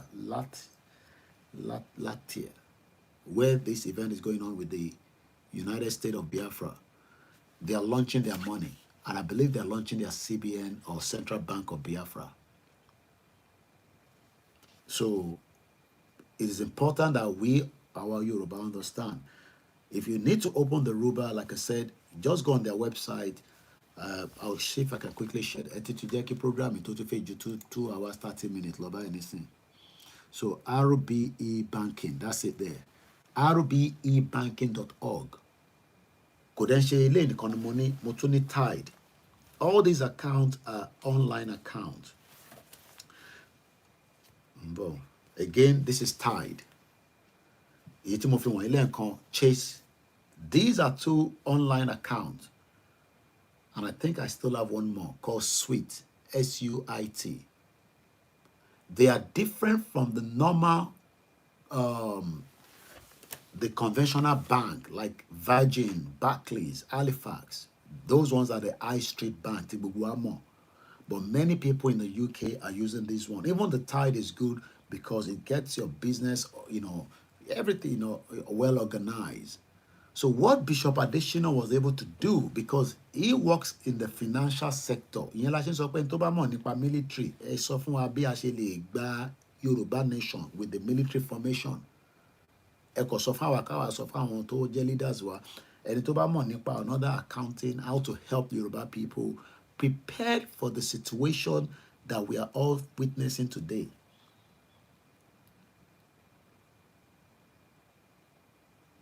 Okay, but lele tutu jáde báyìí nísìn ọmọ àlè kan mo ti rí lórí comment section. Black Moses, keep fooling yourselves and foolish followers with your GBT. Ó rí pé GBT yẹn náà ni mo fi ń dán lára ọmọ àlè bomb bastard. Ṣé Black Moses lórúkọ ẹ? Kí lórúkọ ẹ gangan? Lórí burúkú. Keep fooling yourself and your free. Ìlú wo ló ti ń sọ̀rọ̀? Ṣé Nàìjíríà ló ti ń sọ̀rọ̀ àbí abroad? So that kí lè mọ irú èsì tí mo fẹ́ fún ẹ. Ṣé Nàìjíríà ló ti ń sọ̀rọ̀ àbí abroad? Because tó bá ń sọ̀rọ̀ abroad, o ní èsì tó lè gbà. Tó bá dẹ̀ ń sọ̀rọ̀ láti inú Nàìjíríà, o ní èsì náà tó lè gbà. Màá fi ẹ́ lẹ̀ for a while to comment padà. Black Moses. Ṣé inú Nàìjíríà ló ti ń comment àbí inú abroad àbí African countries? So that ká lè fún ẹ ní èsì ẹ. àmọ́rú spam tó bí bàbá ẹ̀ tó kọlu yẹ́ ẹ̀ tó fi bírù wọ jáde torí mo mọ̀ pé òkè ṣọmọ Yorùbá torí tó bá jẹ́ pé ọmọ Yorùbá nìyẹn ni ò ní sọ̀rọ̀ tó ń sọ ẹ̀ born bastard ọmọ àlè mo ń dúró kó fún mi léṣe padà so níbo la bọ́rọ̀ dé so the accountability is there like I said we're very well stable there's nothing to be worried about okay Káyọ̀dé mo kí nǹkan tó yẹ ká ti parí program yìí ní 2 hours ago 2 hours precisely àti lọ 30 minutes so mo lè fẹ́ kó tó pẹ́ ju bó ṣe yẹ lọ mọ́ mo kí ìyàwó Grace Olúṣòótọ́ now let's go to the back channel ká kẹ́yìn tí ẹ wà lórí channel yẹn náà lórí WD ká tó máa lọ kí n lè dúpẹ́ lọ́wọ́ mo kí ìyá mi lẹ́ǹkan sí náà mo kí àwọn ìyàwó mi mo kí àwọn ọmọ mo kí gbogbo àwọn ọmọ Oòduà káàkiri mo kẹ́yìn tí ẹ wà lórí Twitter Gani Olóyèdé mo kí Afọlábí Peter mo kí yín níbí báyìí náà Ọlámilékan Ọláìtàn mo kí yín so ẹ jẹ́ kí n kí àwọn tó wà níbí báyìí náà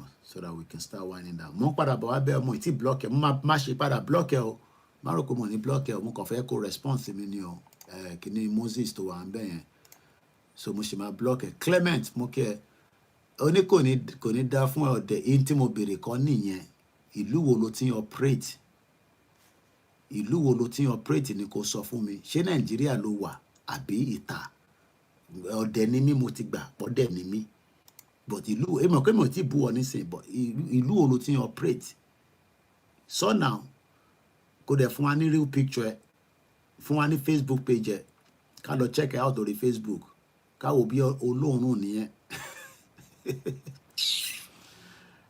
ṣe rí pé kò sọ̀rọ̀ mo tún fún ẹ láyè sí tí má máa fi kí àwọn tí mo máa kí tán o gbọ́dọ̀ sọ̀rọ̀ tó bá ti sọ̀rọ̀ àwa mọ̀ kan ọmọ Fúlàní ni jọrọ ọmọ Yorùbá ò ní wá sórí channel tá máa tako ntàgbé dání so jẹ́ kí n kí ìyá mi lẹ́ǹkan sí mo wá kí ìyàwó Comfort Ológunjà kódà ẹ rí mi fọ́nsẹ̀ kan èmi wá tún wá ń rí ọwọ́ yín mo tún wá send message yín kí n dúpẹ́ mo ń dúpẹ́ báyìí nísìnyàn màmá rí yín bá ó tójọ́ mẹ́ta tí mo gbúrò àǹtí l'Amẹ́ríkà ṣàlàfíà lọ wà safety domain ẹ̀gbọ́n mi dáadáa only we see Biafran raising funds every week. How many times have you heard someone coming up on their platform to demand accountability? I want to believe it is another strategy to cause commotion, and I believe so.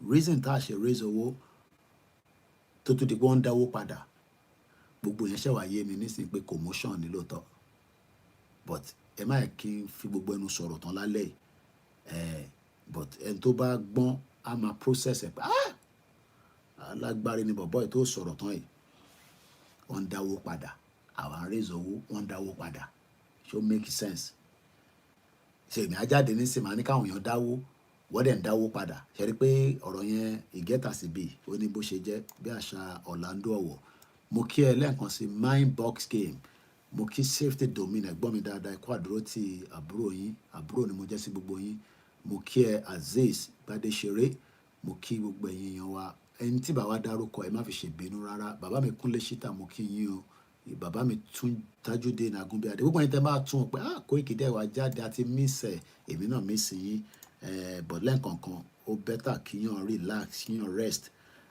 ṣe rí pé kò sọ̀rọ̀ mọ́ so ẹ jẹ́ ká block ẹ̀ ká yọ kúrò lórí platform so ọmọ àlè ni mo kí brother mi àbí ìyá mi lẹ́ǹkan sí Simi 857 so lọ́la torí mo fẹ́ ní enough rest there ká lọ sùn díẹ̀ nísìn so mo mọ̀ pé bí aago mẹ́sàn-án làwọn Biafra wá fi bẹ̀rẹ̀ convention wọn bẹ́ẹ̀ ni Gani Olóyèdé sọ pé we started well and it's going end well bastard ní onítìrì Shakiru Aziz sọ pé bẹ́ẹ̀ ni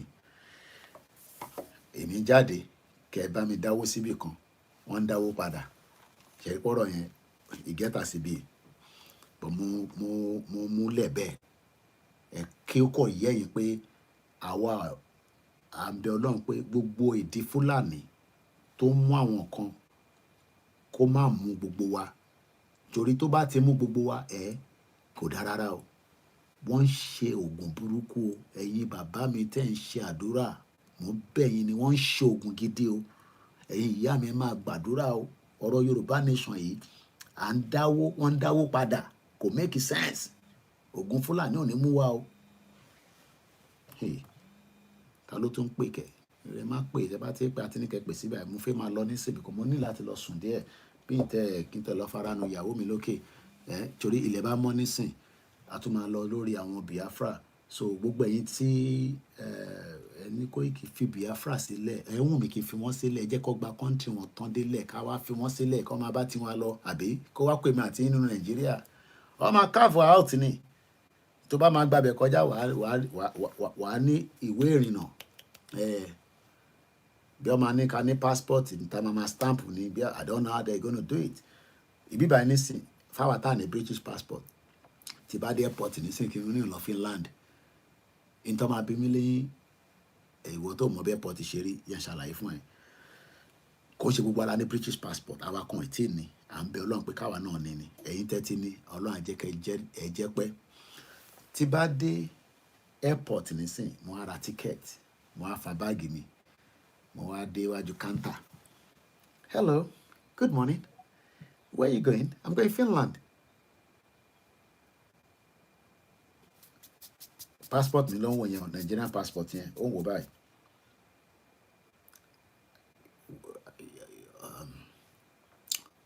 Òyìnbó dẹ̀ ṣẹ́rẹ́ òyìnbó kó tó attack ó gbọ́dọ̀ confirm ẹ̀. Ó ń wo screen ẹ̀. Ẹ mọ̀ tó ń wò yẹn. Does Nigerian passport enter Finland? No. Àṣẹ wàá bẹ́ẹ̀ pé you need a visa to get to Finland. Ìwọ ló máa mọ̀ lọ́kùn ẹ̀ bóyá lóòótọ́ yẹ kí ìwọ náà ti lọ gba visa àbí kó má gba visa. Kí ni mo fẹ́ try láti mú jáde bẹ́ẹ̀ ni pé Koiki, don't mind them, all these people are social media land grabber. Ẹ ṣé gan ni. What I'm trying to explain there before we go is that we will get to our destination. People say, how do we get there? We have done a lot of analysis of how we will get there. Our approaches with the Biafra will be different. There's no doubt about it. If I sit there and say, Biafra, no. They cannot do what we are going to do, but they have done something that we have not done yet. They have done a declaration. That's the fact now. Whether people in Nigeria say, some people say, but tomorrow there's still Nigerian barracks. When they attack that Nigerian barracks, you go, no. Just make sure, say, you know, Sekukuru or Omiepa, abi water for that area. Keep on about Foelori. They will take back every barracks, bit by bit, even if it's going to take them 20 years, which I know it won't. So just before we go tonight, Moki Iyami Faith David, I didn't know that you're in a program and you're a silent listener. It's not the silent and comment Kimabaki Atalaji Alabi.